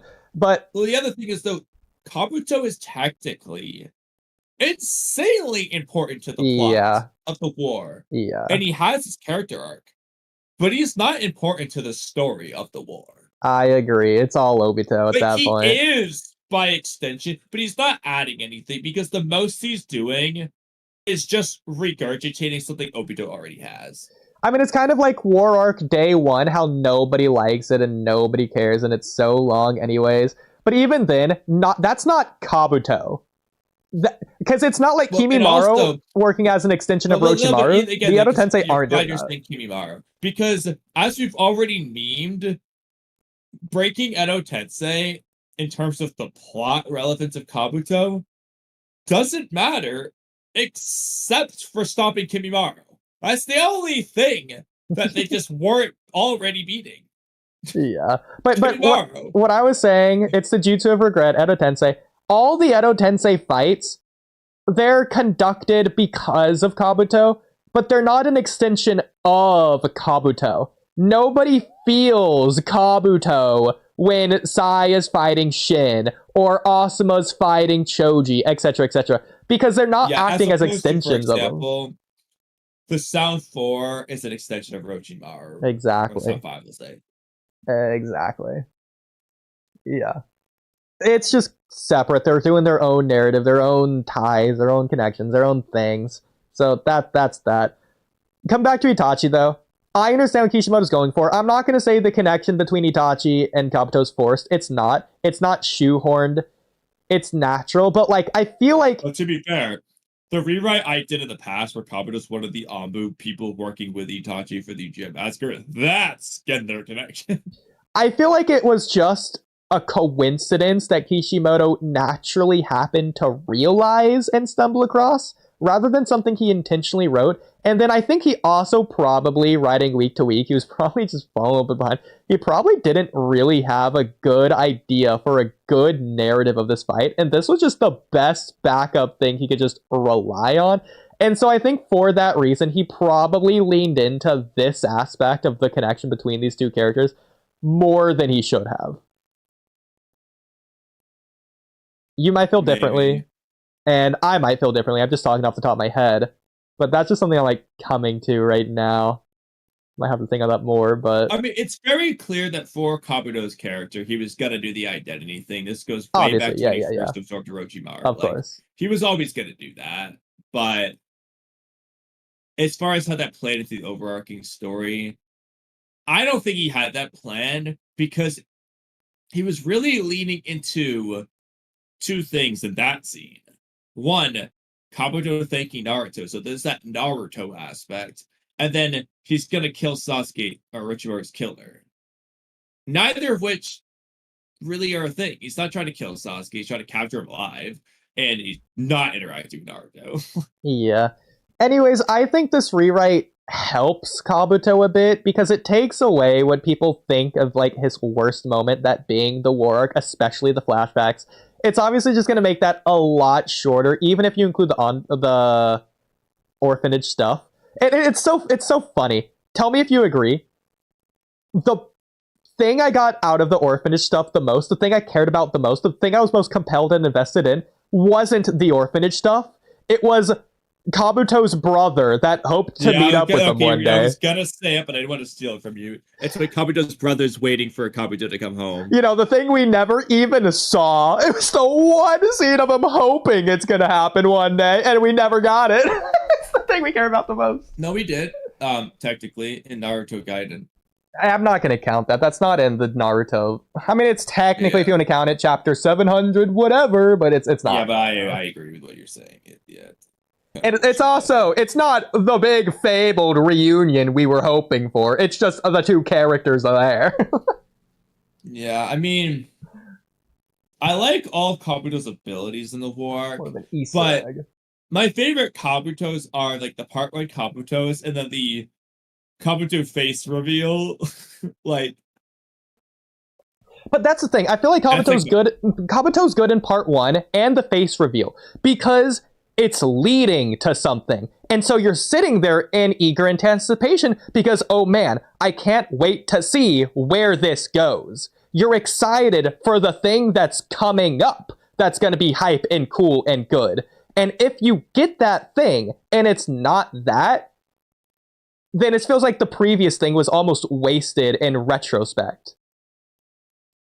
I'll also add that, so, and I'm going to use Obito as a difference, because he's different. I mean, he's doing the same thing as Madara, but they have enough differences, I suppose. But, like, for Kabuto, he's just being Orochimaru through and through. And it's, like, because in your rewrite, he likes what he hears. Okay, that's fine. He could take Orochimaru with him. But there should be a difference for Kabuto, how his goal and his methods or something's different. Because it's just like, you could say Orochimaru's better at it, but like realistically, the point is he's just doing Orochimaru. And why have Kabuto do that as opposed to just Orochimaru?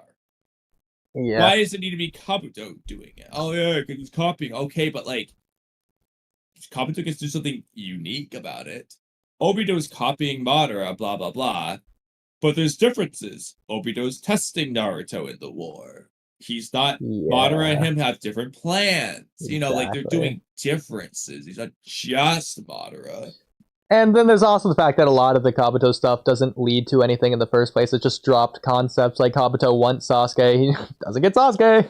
A lot of stuff like that. Yeah, it's entirely all just like... To be fair, that applies to Obito with the Garumatsu Sasuke thing as well that we've talked about earlier, but I feel like that's not really ruining Obito as much as Kabuto's thing everything with Obito and Sasuke just dropped. And it's like the thing with Obito that's dropped is everything's Sasuke. Well, but that's the thing. We can forgive the Obito thing, because even if Obito's character doesn't go there, Obito's character does go other places, whereas it feels like Kabuto's character doesn't go where we hoped it was. I have a good analogy. Let's say you're waiting in line for a roller coaster, and the roller coaster manager or control, whatever that position is called, he's like promising you this is gonna be the best roller coaster ride you've ever been on, and so you're sitting there in eager anticipation. You're having fun waiting in line. Let's just say there's a DJ playing on the side as well, and you're dancing to it. I feel like the substance there is you buying into it. you're happy waiting in line. As you're waiting in line, in that present moment, you're happy. But that's you doing that because you're buying into that promise, because you're excited for the roller coaster. So in that excitement, you're going to dance along to the music, but that's you doing that. The music's there as a background noise. It's not actively a part of the experience. You're choosing to make it a part of the experience, but that's you doing the work. I feel like the same thing could be said for Kabuto, to where if you're promised something good and there's something going on in the background, you can choose headcanon or whatever otherwise narrative analysis to make it cool. I feel like that's what people do with Two Blue Vortex. Honestly, that probably is a good explanation for that. But if it's not actually going anywhere, then in retrospect, you're going to think back to waiting in line. Even if you were happy at the time, you were happy because you thought it was going to be worth it. If it wasn't worth it, then you were, looking back, just waiting in line. Even if you were happy at the time, in retrospect, it wasn't worth it. So overall, you weren't actually happy in the time. You were just buying into a faulty premise. If that makes sense? I feel like that's weird the way I worded it. But okay, I'm glad that makes sense. Same applies for Kabuto. And Two Blue Vortex. I mean, since we're talking about it, like, how do you think you... I know it would be say this a million ways, but, like, the point here being Kabuto, for the sake of this discussion, not just gonna get rid of him entirely. How do you think... And I'm gonna say, also preface this by saying, without doing Kakashi Brothers Sakumo stuff, because that's just, like, longer... earlier rewrite, bigger rewrites that completely, the fanfic versus the rewrite situation.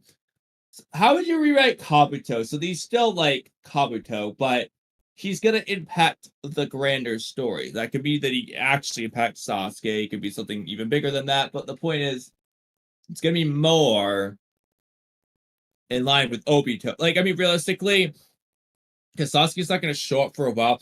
They do so much with Naruto and Obito before Sasuke shows up. Like, honestly, like 80% of it before Sasuke gets there.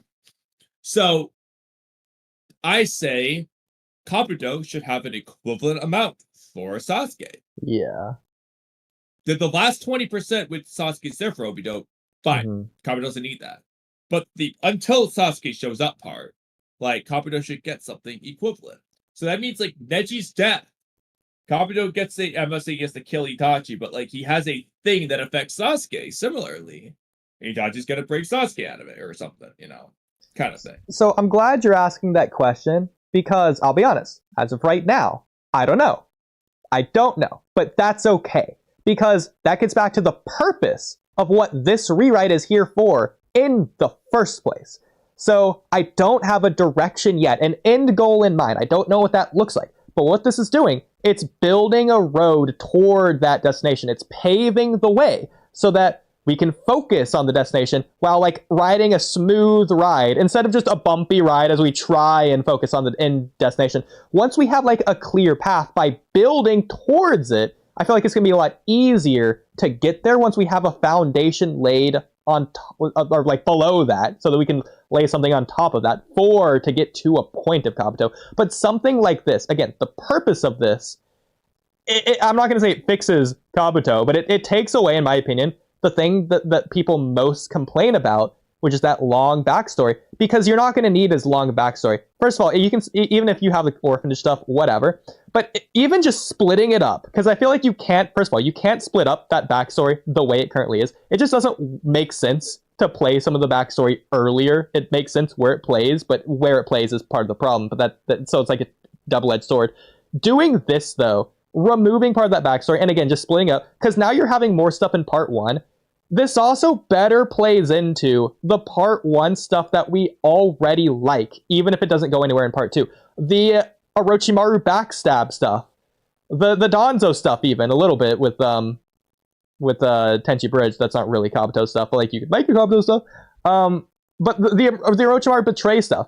If he's an Anbu member, he's hearing what Orochimaru says, and he's with Hiruzen to go kill Orochimaru, whatever they're doing. And then he's actually the reason that Orochimaru gets away, and he goes with Orochimaru, and he abandons Leaf Village right there on the spot. that can play into some really interesting, whose side is Kabuto really on if we know that he's also with Danzo?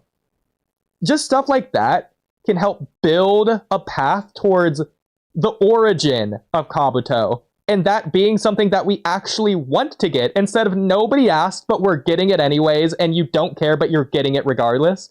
Now maybe people are going to be like questioning, what is Kabuto really like from the beginning, from the get-go? How did he get to this point? Because now I'm curious. Why is he doing what's he doing? What is he really after? Like, it could just be asking those sorts of questions. It's sort of in a way what they do with Zeke in Attack on Titan, in my opinion. Kind of going that... Because feeling-wise, I feel like vibe-wise, they have a very similar vibe, Zeke and Kabuto, in their role in the story. So I feel like just do what Zeke did right, and don't do what Kabuto did wrong, and that just really builds a good path towards getting to what Kabuto could do right. Because I feel like just having some of that backstory stuff in part 1, it's not backstory stuff, but it's all you need for part 1, and it's alluding to a bigger backstory, which is connected to his current role in the story. And that's the most important stuff. His orphanage stuff isn't connecting to his War Arc stuff at all. You could look at it to see, look how far he's fallen, look how low or how disconnected he's become. Maybe that's even the point. But I feel like, if anything, My Hero Academia is doing that point, and it's doing it good. In Kabuto, if it's doing that point, it's not doing it good at all. So, there's also that. But those are all my thoughts. I think you had more thoughts on this, but I don't even know if you finished this first paragraph that you wrote in response to that. No, I did read it. The whole thing? Yeah. Actually, okay. Was this next thing? Yeah, this next thing was also related. You just want to read that? It's related, but if it is there's different, an earlier part to it, but it's not too much above. But if you want to go to that earlier this part, was bouncing off an earlier thing. Well, also it is 3:25. I don't know how much longer you wanted to go because we're doing an earlier thing in this. Let's see, that's the problem. I love the Orochimaru cover the rewrites. 4 Orochimaru streams in a row is crazy. Okay, so it starts with, so this is kind of ridiculous. Okay. Oh wait, hold on. Is this the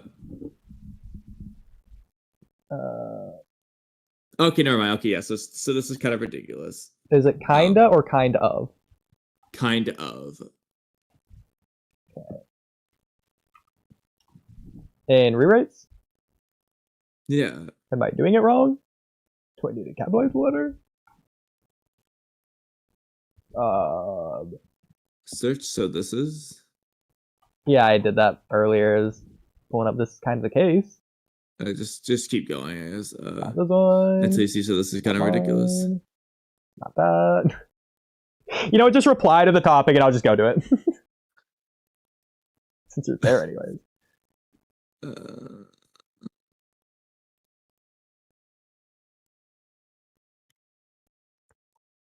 I thought you were there. Okay, there you go. There we go. Yeah, don't know why that didn't work, but whatever. Well, I assume you're gonna read it. This is kind of ridiculous, but it's also kind of cool. And then immediately after, we can just jump down to the other part. Yeah. So you remember how somewhere I wrote an idea of having Kabuto and Obito have a similar role in the war. I don't know what that's referencing. Oh yeah, I think I said the whole thing. Please don't tell me we have to scroll up above again. No, I figured it out. Okay. No, so I just need to say the full thing. So you remember how somewhere I wrote or said an idea of the following: having Kabuto and Obito have a similar role in the war, and then there's Madara, but no Orochimaru. Madara is the one who gives Obito his whole identity problem, while Orochimaru does it for Kabuto. Yeah, thank you, Danzo, and Orochimaru. So, but again, there's no Orochimaru. In the rewrite idea, I don't know where I wrote this. God. Okay, this is what is. Hold on, I gotta figure out what is before this that I wrote. I knew this was gonna happen. Watch, and in that topic, you're gonna be like, so when I discussed this previously, we're gonna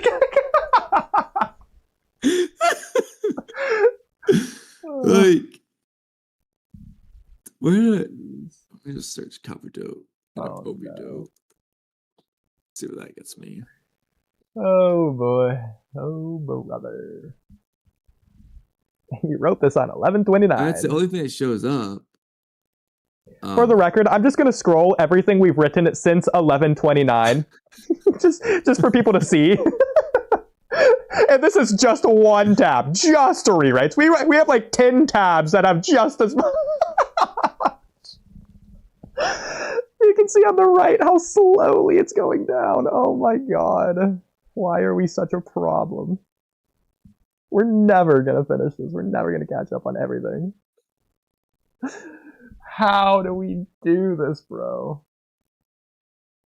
It's like, how is there enough hours in the day for us to write all we do and live the lives we live? Okay.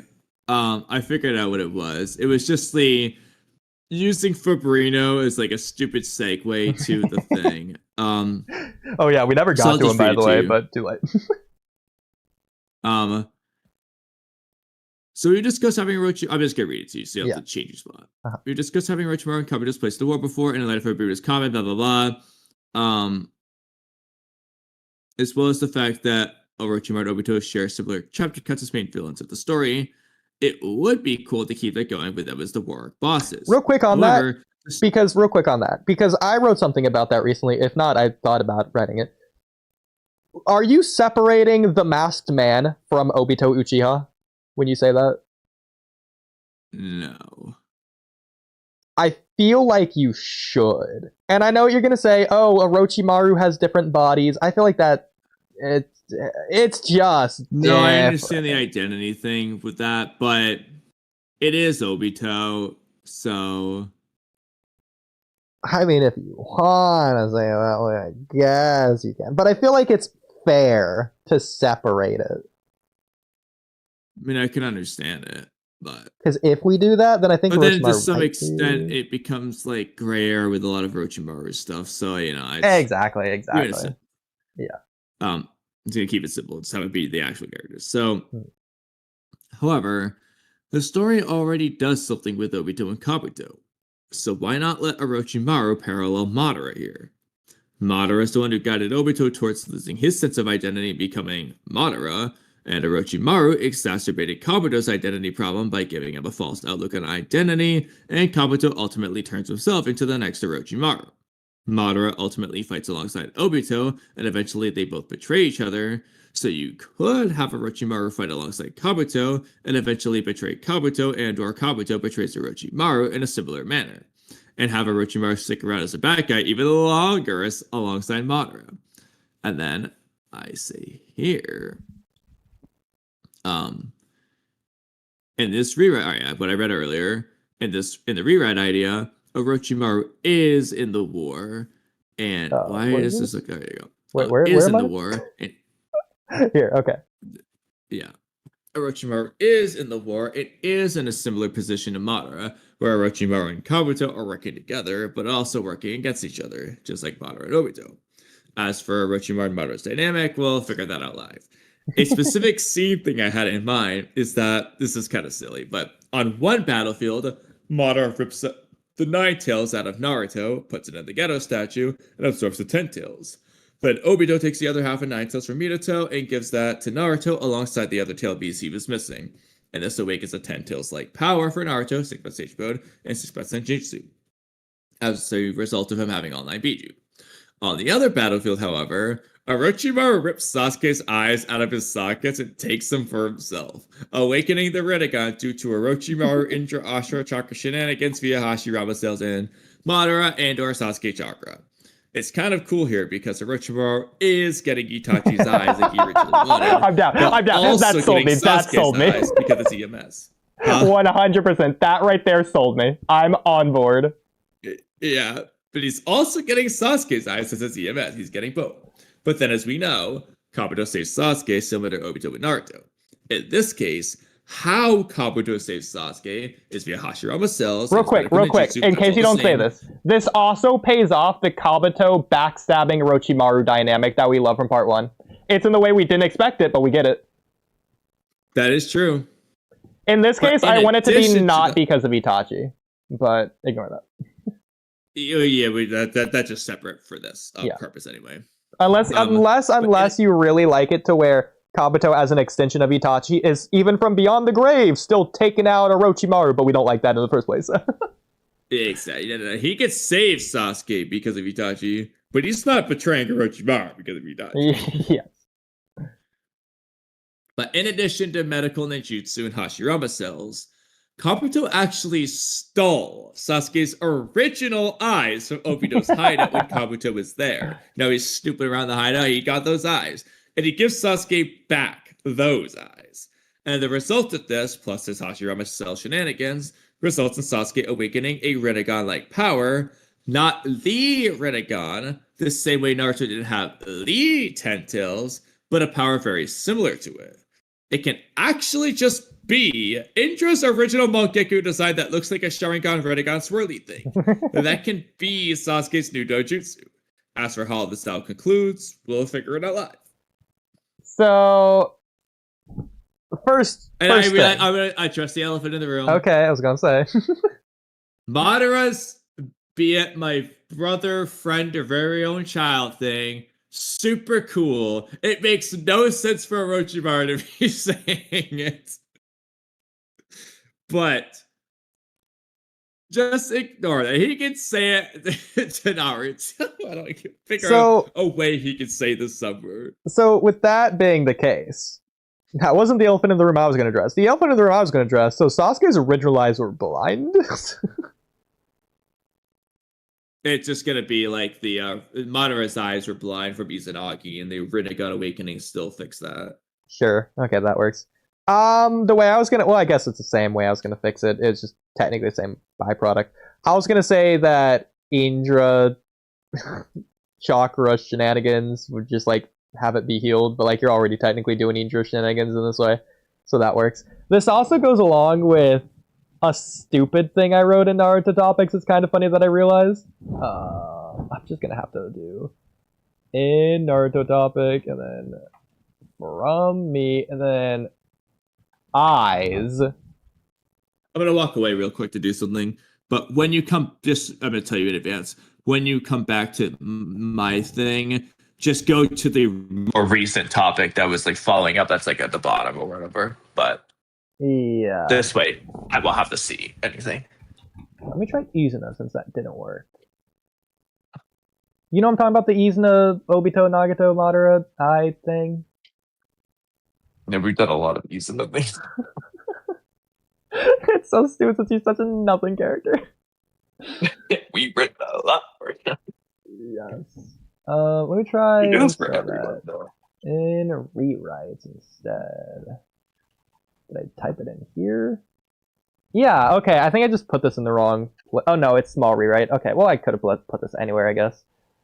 Anyways, I just realized, and to be fair, it's not I just realized, but it's like actively thinking about it is kind of crazy.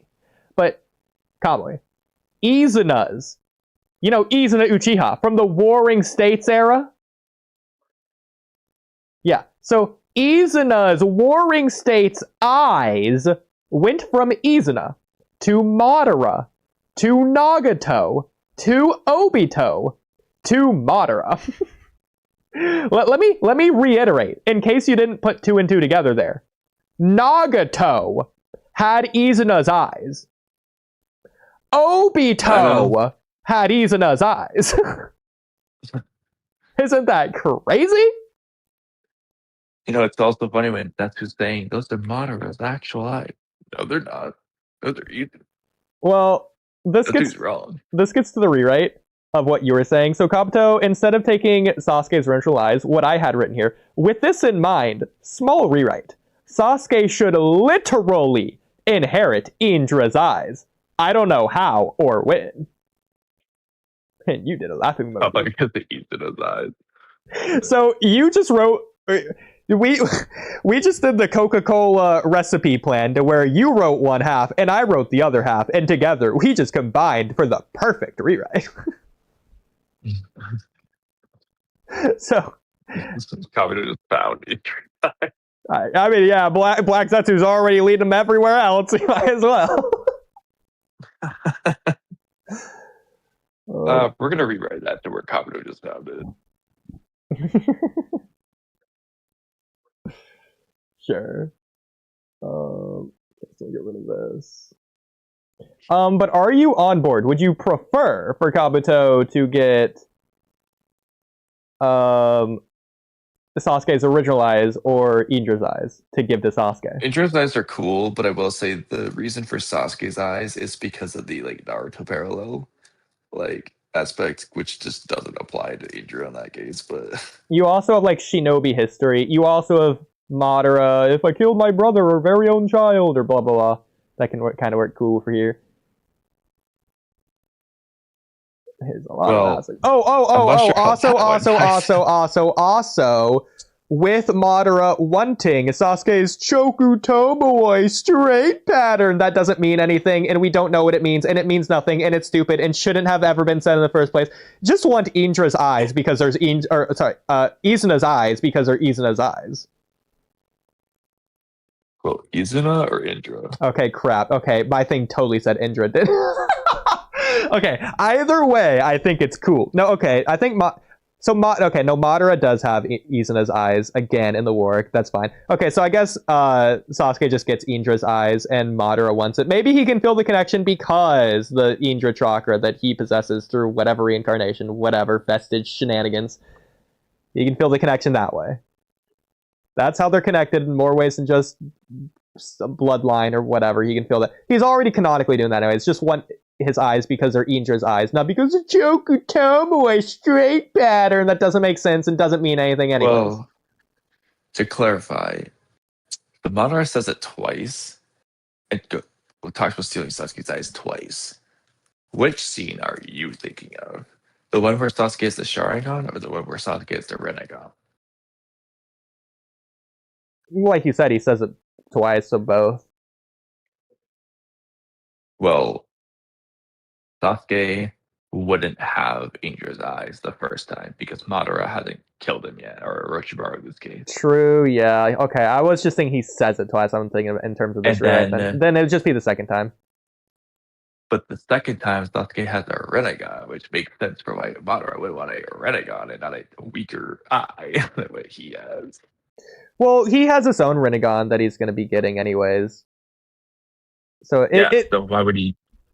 So it would be like Orochimaru, who gave up on Itachi because he wants Sasuke, not because he's temporarily taking the stronger eye until he can get his own eye 10 minutes later. In this case, he's choosing Sasuke's eye because it's just better than the eye that he was looking forward to getting in the first place, his original eye.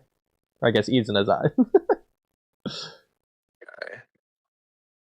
Why doesn't he want to do that for Naruto's 6-pack stage mode? What do you mean?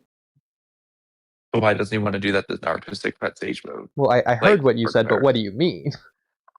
But Naruto's 6-pack stage mode should parallel it. It'd be better than better than what? Senjutsu. His okay. How is he going to take that? The same way Obi-Wan. Okay, what I was really gonna hope you were gonna say, Orochimaru's body possession jutsu. He's gonna let Orochimaru do that work. Bro, that'd be so funny. Madara body possesses Naruto and takes Sasuke's eyes. That's a freaking fanfic OC character right there. That truly is the strongest character. Oh my god. Well, the second strongest after Kimimaro. Oh, you know what? That's another rewrite right there. Orochimaru is going to have his body power, and it's just going to be Kimimara's. I think we've talked about this in the past. So wait, hold on. So Orochimaru does the body transfer on Kimimaro, but he still wants the Sharingan, so he just takes the eye. That's why he's just taking the eyes this time, because he already got the body he needed, so he just wants the eyes. Yeah. I think we've talked about this right in the past. Indra and Ashura do their reincarnation thing because they want to continue their cycle of hatred because in their life, blah, blah, blah. Technically, Indra just did it, and then Ashura did it because Indra did it, but ignoring that. We're just going to ignore that. If they can do it, freaking Hagoromo can do it. If anything, Hagoromo should be the one doing it rather than Indra and Ashura. So Hagoromo's going to do it because he failed Indra and Ashura, so he wants to reincarnate just like them so that he can try and succeed in the future. Maybe that's why he's back in the future anyways. Anyways, I think you can see where this is going. Naruto and Sasuke are Indra and Asha reincarnates, and like they have their whole long lineage of Indra and Asha reincarnates, and Madara Hashira. You know where this is going. Just say the obvious thing that I'm gonna say next. Um, How this relates back to a certain someone that we were just talking about so Kimimaro and is the Hagoromo reincarnate? reincarnate. Yes, Kimimara's the It's Hagoromo one. Kimimaro. Yes. Okay, Of that's course. cool. I mean, I've always said in the past, Nagato could just be the Hagoromo reincarnate, but Kimimaro could just be like Kaguya's reincarnate, but like good.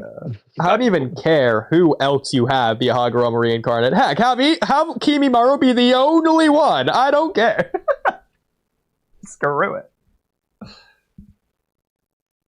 Whatever works. I mean, funny answers you could have would be Minato or Dawn. Hiruzen, I don't think works, even though it technically kind of makes sense, but it doesn't work. Realistically, it should be Hiruzen over Kimimaro, just realistically, but not for us. But Dawn would be a funny one. Oh no, I have a better idea. Kimimaro just Shiba is reincarnate.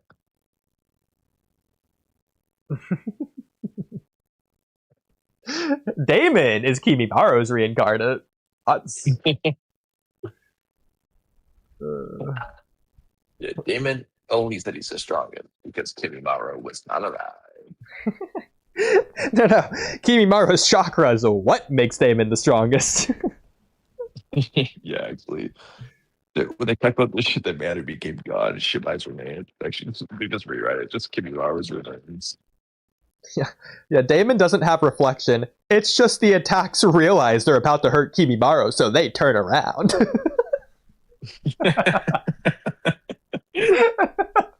At this point, we're making him Chuck Norris. He doesn't do push-ups. He pushes the world down.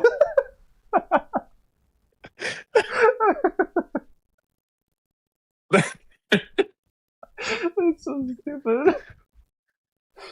Okay. Oh my god. But I think we covered your previous thing. If you want to do the most recent one you wrote down now. Yeah, if you can read that part for me, though. Okay. So somewhere I wrote about trying to give Orochimaru a similar role as Madara in relation to Obito, but with Kabuto. So Kabuto and Obito are similar, and Madara and Orochimaru are similar in the war arc. And I thought of such a silly way to bring Orochimaru in here. So you know how Kabuto revived Madara both as an experiment and to blackmail Obito? What if Obito brings back Orochimaru for whatever experiment he wants to do here, and more importantly, to blackmail Kabuto? But just like how Madara does his own thing, Orochimaru does his own thing too. So I love that. So real quick, so if Madara's gonna have a Hashirama cell, the stupidest and funniest thing to do, Orochimaru has a Kabuto head on his body. No, he is like Jiraiya cells. Like who's the Orochimaru we're gonna have for cells that matters? I know. That's the thing. The funniest answer would be Madara.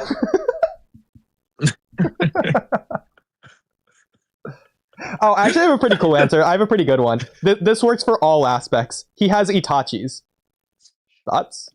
Okay, Itachi does work. Because that's feasible. That works for Orochimaru, and that works for Kabuto. And technically works for Kimimaro cells too. Technically works for Obito too, but yeah. Kimimaro cells would work though. I know, but that's just for us. It doesn't. It never happened. Yeah, Itachi cells does work. It's like the body he wanted. Yeah. Well, I mean, maybe Kishimoto secretly loves Kimimaro as much as we do, because that one thing you wrote down, I think in Naruto topics, or maybe it was intro topics, it was like, I don't know, like chapter 509, you're like, I just love how Kimimaro was here, drawn here. Let me see if I can find that Naruto topics. I'm not sure what you're referencing, but that was, oh my god. if you can find it. Maybe just search Kimimaro and Naruto topics. Or infotomics or whatever. Yeah. How you said his name. I know. Oh my god, I'm never gonna find it. But I actually am, because it's not too far back. Right here, okay. So this was in Naruto topics. You wrote, so random, but it's so cool that they actually included Kimimaro on this chapter cover. And this is 467 Declaration of War. Kimimaro is in the top right. Yeah, because look at who's on the cover. Just name the people. Exactly. Except for Kimimaro. Do him last. Okay, so you just want me to go, like, name everyone? Yes. Okay, so you have Deidara, Kisame, Itachi, Kakuzu, Kabuto, Pain, The Masked Man, Naruto, Sakura, Gaara, Orochimaru, Jiraiya, Sai, Haku, Zabuza, and Kimimaro. The most important villains and then make characters. And they put Kimimaro there. There you go. What did that tell you? Exactly. No, but hey, if Kishimoto isn't forgetting Kimimaro and actually giving him spotlight, then maybe we aren't overhyping Kimimaro, actually. Maybe he just actually is canonically that important. Yeah, and I think Kishimoto just didn't want to rehash him in the war. That's why he didn't do any. Because you'll notice that, like, all the Edo Tensei, like, aside from Itachi, really, all the Edo Tensei who already, like, did stuff when they were alive don't get any spotlight. The ones who get spotlight are the ones we never saw before Edo Tensei. Yeah. Kind of Asuma, but not really. It's not really about Asuma, it's just about Choji. Like, well, then I would also say Zabuza and Haku sort of to go against that. Okay, they might be the exception. Yeah. But even then, I guess they do get stuff. But they don't get, like, I guess they do. Okay, they kind of like the exception. Yeah. For the most part, anyway. For the most part. Yeah. And they're also, like, the first one, so I guess Kishimoto did it, and then I was well, like, I Shin, gotta do a... but who cares about him? Well, Shin's not a character we saw before anyway. Oh, okay. I thought you meant like the first Edo Tensei we see in the war. Sasori gets a character moment, but it's, again, it's a moment. It's not like a... Yeah, I'm not going to count that. He has as much of a moment as Shin, so that tells you something. Yeah. So, aside from Zabuza and Haku, yeah, so that's probably why he didn't redo. Well, I like the idea. Instead of rehashing it, it's just that he knows Kimimaro is so perfect. No matter what he writes, it's only gonna taint his legacy of perfection. He can't write something that good twice. Yeah, lightning doesn't strike in the same place twice. He can't write gold again. Yeah, but I feel like, he basically implies that with the Jiraiya thing, like, he just didn't, like, he couldn't, like, bring it back. He wouldn't be able to, like, end him good. But, like, for Kimimaro, like, it doesn't matter, because, like, he needs Kimimaro because he's cool, but, like, if he just doesn't write, I mean, the Jiraiya explanation already doesn't make sense. And Shisui, I don't know why they even bothered explaining him in the first place. Just don't even bother. To bring back the rest of the Uchiha. Badly, anyway. Exactly. He's the one Uchiha who you don't have to explain. He's the one Uchiha who wasn't at the massacre that Danzo and everyone else didn't get their hands on. He's the one Uchiha that was just randomly lost in the river. Just say his body was lost in the river. Don't say anything. That's the thing. You don't have to say anything. Yeah. You know what? Since we're speaking of at the very least, don't have, like, Kabuto asking Obito for the eye, and Obito being like, "Oh, go push your luck." And yeah, why not let him have it? So definitely, there's that. Like, Obito, you think you're stronger anyway. Yeah, I did have a Shisui thing since we're talking about him really quick. I just want to see exactly where, even though I know the topic from me, and then notes, probably Naruto topic. Well, real quick, do you like that way of getting Orochimaru back? Oh, absolutely! It's the coolest way. Oh, it's a little extreme, a little out there to have him just yank him right out of Sasuke's sockets. But like, hey, we're making Naruto dark. Let's do it, bro. Let's go for it. It's cool. Well, to be fair, that's what Madara does to Kakashi. Yeah, I mean, yeah, that's fair. But like, I guess it's a little bit less. It's not censored, but like, it's not that crazy when he does it. Danzo does it to Shizui.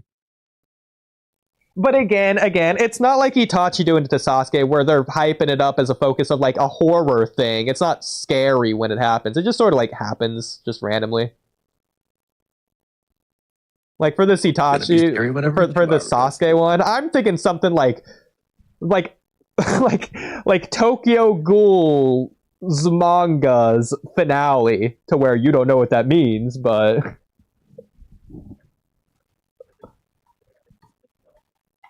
it's something gory. yes, it is. So I'm gonna find it really quick. Yeah, okay. Here, so I'm just gonna post this, I guess, in general chat if you can't see my screen right now. So assuming you can see general chat. So this is towards the very end of the Tokyo Ghoul manga. So this is the main character, and he had his eyes gouged out. That's just how it ends. It's very horrific. But just imagine something like that. That's what I'm just imagining for Sasuke here. But spoilers aside. Very interesting. That's just how the manga ends? It's a tragic ending. And that's for they do the Boruto thing to where they end Tokyo Ghoul, and then they start Tokyo Ghoul Re, which continues the story. But they actually do it right to where it's a new story. It's another story. It's a continuation, but in a different sense. It's kind of like going from Naruto to Boruto in a way, except not like with the new generation. It's like with the same characters, but like in a new sense. It's weird. Anyways, it's really cool. It's done right. That's a good way to like the blank period, like in terms of like it just like the older characters. Not quite, because it uses the same characters, but like without spoilers, it's like different versions of the same character. So it's like the characters have gone through stuff, but like whether they're putting on a facade or they have amnesia or whatever, they're the same character designs and the same character names, but they're different people, if that makes sense. Yeah. Like they're literally the same person, but for one reason or another, they've changed from the original series. Mm-hmm. So it's cool. But anyways, I like Tokyo Ghoul, as you can tell. Is that the one? That probably is. Never mind. The Cam one, the one that I say is like Parasite but better. Yeah. Yes. We talked about this last at the very end of Platinum End. Oh, yeah, I also mentioned it a lot. Yeah, I also mentioned it with The Promised Neverland is the other one that I usually mention side by side with this one. But I like The Promised Neverland, the one I always get like mixed up in fairy tale. I mean, I kind of get why. It's kind of funny.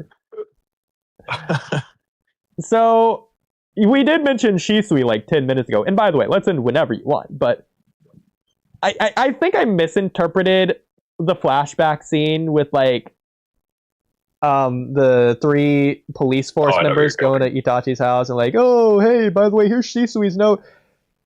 So like, I'm just gonna read off the topic and tell me where I misinterpreted something. Why did Itachi fake Shisui's suicide note? Well, to be fair, we don't know if he did because Shisui could have written that note. But that doesn't make sense because he didn't know he was gonna die. First of all, so what? He was poisoned, and then his eye was taken. It would be that when he went to meet him, like when he meets Itachi, he could have just written the note on the way there, or before then, or at the meeting. You mean after the Danzo stuff? Yeah, after Danzo, and he goes to see Itachi, he could have written the note at any time before jumping in the river. I understand, but that's so silly, ridiculous to me. It's so silly. Yes, it's so silly. So one-eyed, bleeding out, poisoned Danzo as he's fleeing from the Yanbu for his life, like running on the treetops. He's just pulling out a piece of paper with one hand and just with the other hand as the wind's blowing him at 70 miles an hour as he's running on the treetops. He's just writing his suicide.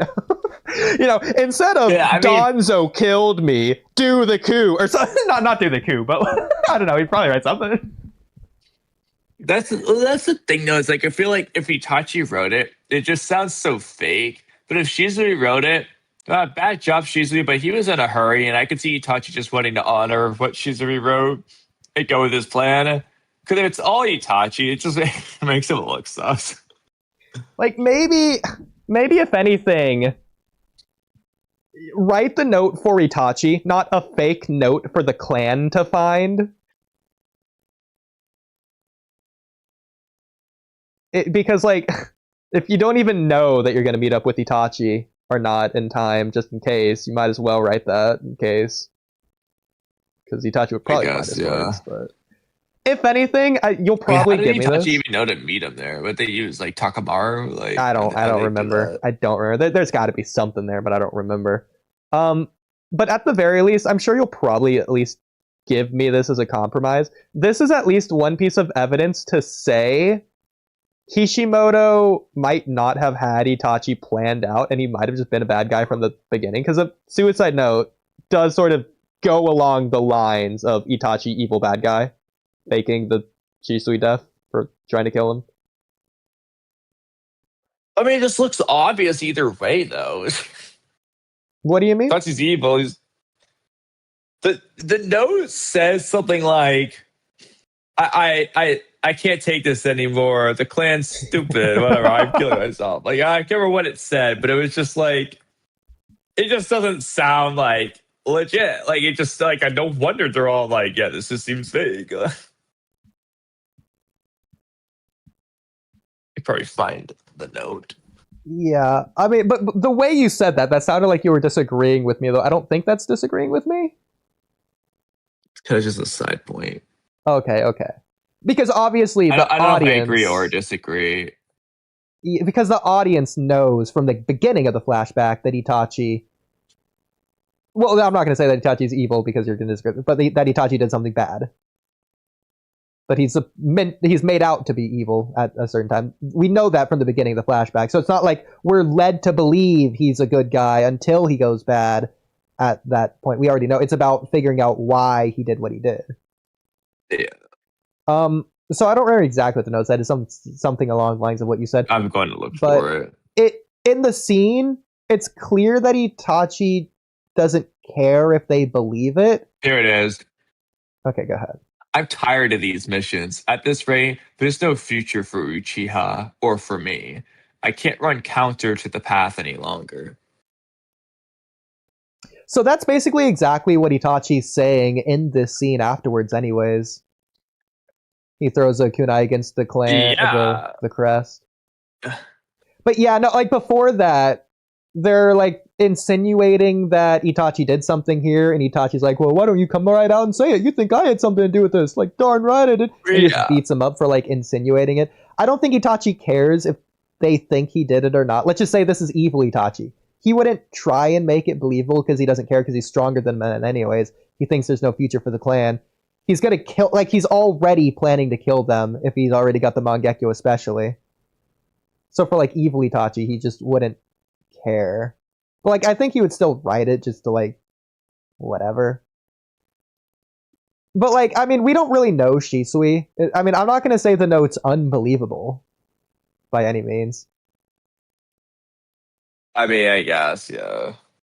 Because the note isn't quite what I remembered, but like. Well, okay. Also, it would be really weird for Kishimoto to write the scene the way he did, considering if Shisui wrote the note, why would I understand that it'd be fair for them to address it in universe, but why would Kishimoto write in, yeah, we've already, like, transcribed it or whatever, and this is exactly Shisui's handwriting, except just one thing. The Sharingan could copy that Itachi, so, it's almost like someone else could have forged this letter, Itachi.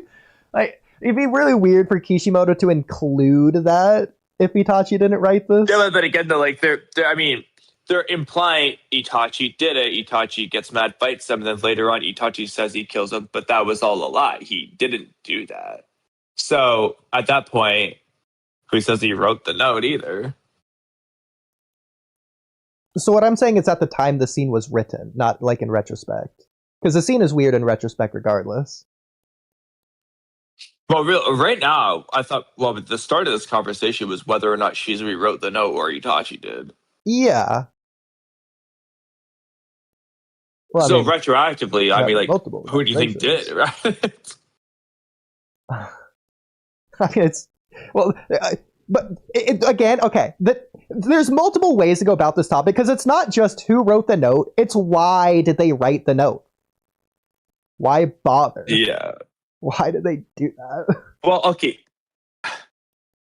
If Shizui wrote the note, it's just to indicate that he's dead, and they want him to think it's by suicide. Well, correct me if I'm wrong. I guess Itachi's reasoning would be the same thing. Well, it's just to indicate that he's dead, instead of them wondering where did he go. Remind me, wasn't the note on his dead body? It's not like at his house or anything? See, that's the thing. It says that... Well, okay, hold on. Somewhere they say that he's... Yeah, he threw himself into the Nakano River. They say that. How do they know that, is my question. Because this is Shizui's final note. Like, this doesn't say anything about Nakano River. How do they know he was in Nakano River? The only way is if they found his body. Yeah, of course. And if they found his body, why can't Kabuto? Because if you go back to what Kabuto says, it says Shizui's body can't be found because of the frickin' river.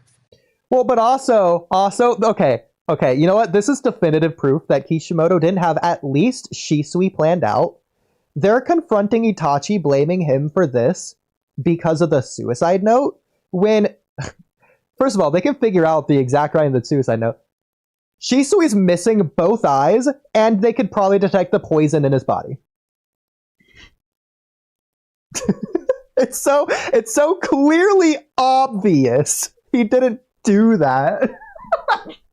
He did that, and then he threw himself over the river. To be fair, in the Naruto manga, I don't think the poison thing exists. Because even in the anime, it's not novel only. But okay, the poison is just fuel on top of the fire. Both eyes is canon, and that's more ridiculous. That is weird, but... They don't even mention it. It's not mentioned on top of it. It's not mentioned either way. It's not mentioned first. But also, to be fair, I don't think Shizui's Mangekyo powers... Well, no, it wasn't planned because there was only supposed to be 3. This Shizui wasn't supposed to have Mangekyo. It's just so stupid, bro. Kishimoto should not have wrote down 3. He should have wrote down multiple or something. I know he's trying to allude to something in the future. It just didn't work out the way he wrote it down. Or he could have said the next, who could have been whatever, but... I mean, I understand why he wrote 3. That's technically better, but it doesn't work. Yeah, I could not locate Uchiha Shizui's body anywhere. Why not? Where did the Uchiha hide him? That you couldn't find it, but you can find Madara. Like, it's just you don't know about Nakano River. Probably still there. Well, I'm sure the Uchiha probably put him in the Uchiha burial grounds or whatever. Probably just where that Will of Fire right in the middle of Kona. I mean, that's where Obito was buried. You could say he was buried as a hero of the leaf. Maybe Shisui wasn't. But I don't know. Oh, who Shisui wouldn't be? I mean, we know, at least in part 1, it's already established that Chakra Ninja want to hunt down the bodies because treasure trove of information. I don't really get that anyways, but whatever, maybe. I mean, Kabuto's already doing stuff, so I guess it makes sense, but it's just kind of weird and ridiculous, but regardless of that. It doesn't really apply to most ninja, it feels like. I don't know what they're like. They're just... Look at their DNA. I mean, I think the point was mainly supposed to be about, Kekkei Genkai special abilities, but, I don't think they can just harvest... Exactly. Haku's ice style from his body, whereas I can see how they get ripped out of Sharingan. But other intel or information, I guess, if they have something on them, such as a note, well, the Heaven and Earth Scroll, that makes perfect sense. That's the very next arc. It would make sense if they have something on them that the village would want to recover for intel reasons. But like outside of Saba's though, like, that, well, what was on him? Some bandages. I don't know. Like they would want the powers he possesses that are like external, such as his sword, but like that's like more obvious. Yeah. And that's not going to apply for 99% of cases anyways. What are they going to take? Normal basic kunai? What, they're 2 paper bombs they had on them? Oh, you better take their smoke The bombs. treasure trove. Like, oh, what? Don't know how that works. So yes, technically there are rare exceptions with Madara's body and like Kabuto can do his weird stuff, but like outside of that, doesn't make sense. Just another retcon. Yeah. I guess also outside of Dojutsu, considering Danzo did that and Ao had an eye, and like that's already a thing already. But like again, that doesn't apply to 99% of people. But anyways, I'm assuming something, Kamui. What are you assuming? Well, if you had to describe Shisui's actions in terms of his success levels,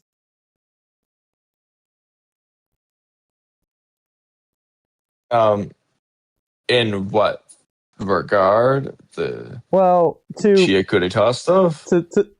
well, in regards to connecting it to someone else's success. Okay, I'm assuming. Okay, so you're drawing a similarity between Shizui and a certain someone, right? Oh wow, if you gotta spell it out for him. Well, is there anyone in the audience who might not have figured out this puzzle? Well, Axel. You know, Axel, you sure are saying a lot of stuff in chat here. Maybe you could say Yeah, some it seems stuff like loud. you've got a lot of words to say. Oh, we're so mean. I love it. Call upon anyone. You know, all you guys watching this stream, all like 50,000 millimeters of people, which is really like 50 people, which is really actually not that much, like 5. Watching, join the Discord so you can say these special words. Yes. Oh my god. Okay, not for profit, aka editing marketing resume, aka top 10 whatever guys. Your friend blocked me. It wasn't just you, it was me too. It was a decent circle person, Kamui. I don't think you know who they are. They were another Kimimaro fan. And I did nothing wrong. It was entirely them, and I want them to unblock me because I forgive you, and you know I forgive you because I told you I forgive you. They blocked me because they felt bad because of them. Because they're the problem. Wait. And they think they're the problem, and I don't mind. I didn't care. Wait, what happened? So editing the marketing resume introduced me to one of their friends, and she had like anxiety or whatever, and we talked a bit. You mean the Jugo person? Maybe. The one whose favorite character was Jugo and Kimura was his Yeah. second favorite? Yeah. Okay, it's them. They never came in the podcast? Yeah, exactly. Yeah. Because they were gonna like throw up because the anxiety, blah blah blah. Yeah.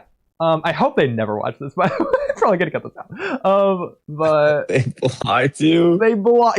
Yeah. I didn't message them for a month.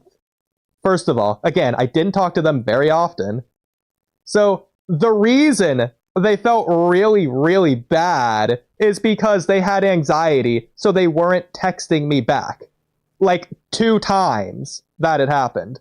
Like I messaged them once, like a week went by. I messaged them again, like another week went by. I messaged them 3rd time, like, oh my god, I'm so sorry. I didn't message you back. I just didn't know what to say. Like, yeah, it's fine. I get it. It's cool. I don't message people back like half the time too. It's not a big deal. And that was their last message to me. Like, come on.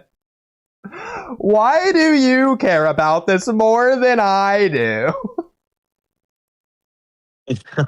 It's not that she's blocking me. It's that she's blocking herself from me. She's pulling an Itachi. She's literally making Itachi's mistake. She's trying to protect me from her.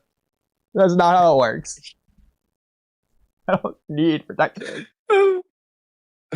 Oh my god, that's funny. Like, come on. Stop it. It's not too late. Okay, I'm being Hiruzen talking to Rasa, who is secretly Orochimaru, which means it actually was too late when Hiruzen said it was not too late, and he was just wrong. But I'm being Hiruzen, and I'm saying it's not too late, even though Operation 0 Hour, or whatever you want to call it, I think that's the coolest name for that mission, has begun. And that you got your kunai to my throat, and the Crimson Ray barrier formation has begun. I don't care. I don't care if you are unblock me, and we'll just continue talking every once in a while, and it'll be fine. And you're Kimaru's #1 fan, so I want to keep talking to you. Oh, by the way, Kamui, can I just mention the fact that she started watching False Perfections, and she got to like episode 9 on her own, and then we got in a call together. I've talked to her in a call, by the way, and we watched like episodes 10 and I think 11 together. It might not have been 11, but like maybe she watched 11 on her own. I forget. Anyways, from my memory, the last time I talked to her, she was at the season finale. and that's as far as she got, I guess. Either she watched it on her own and just didn't tell me, or she just never watched the season finale. She loved it, by the way. She was eating it up. She was digging it, bro. She loved False Perfections. She wouldn't stop writing me about it. Maybe that's why she blocked me, because she got fed up of waiting for new episodes. She got sick of it. Oh, I have to talk to this guy? No, thank you. I'm just here for the episodes. I guess that was it. And the only way she can convince me otherwise is if she unblocks me and tells me I'm wrong. But that's what I think. That definitely sounds like a blankier. Okay. Well, it sounds like it wasn't just Shisui tonight who failed. It wasn't just Axel either. We're going 3 for 3.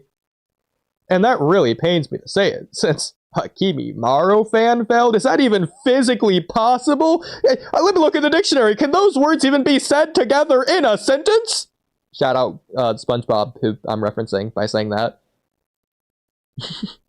Actually, now I'm curious, Kamui. Do you know what scene that is? We'll end with that, but do you know what scene that is? Scene what is? Sorry, I'm kind of like falling asleep myself. So SpongeBob says something along the lines of, can those words even be said together in a sentence? When does SpongeBob say that? He might say together in that order. Shoot. He might say in that order. Do you remember what that's in reference to? It sounds familiar, but I'm not sure off the top of my head either. So SpongeBob says that to Squidward when Squidward says, I don't like Krabby Patties. Mm. Yeah, well, then that would just be in the episode where Squidward eats like 1 billion Krabby Patties and gets fat. Well, I'm glad you gave me the answer after I gave you the answer, but yes. Oh, well, I didn't hear that. Well, unless you mean... It was rewording the correct answer, but yeah, that's the episode. I mean, it's technically, I'll give you partial points for getting it, since I didn't say that, but yeah, there you go.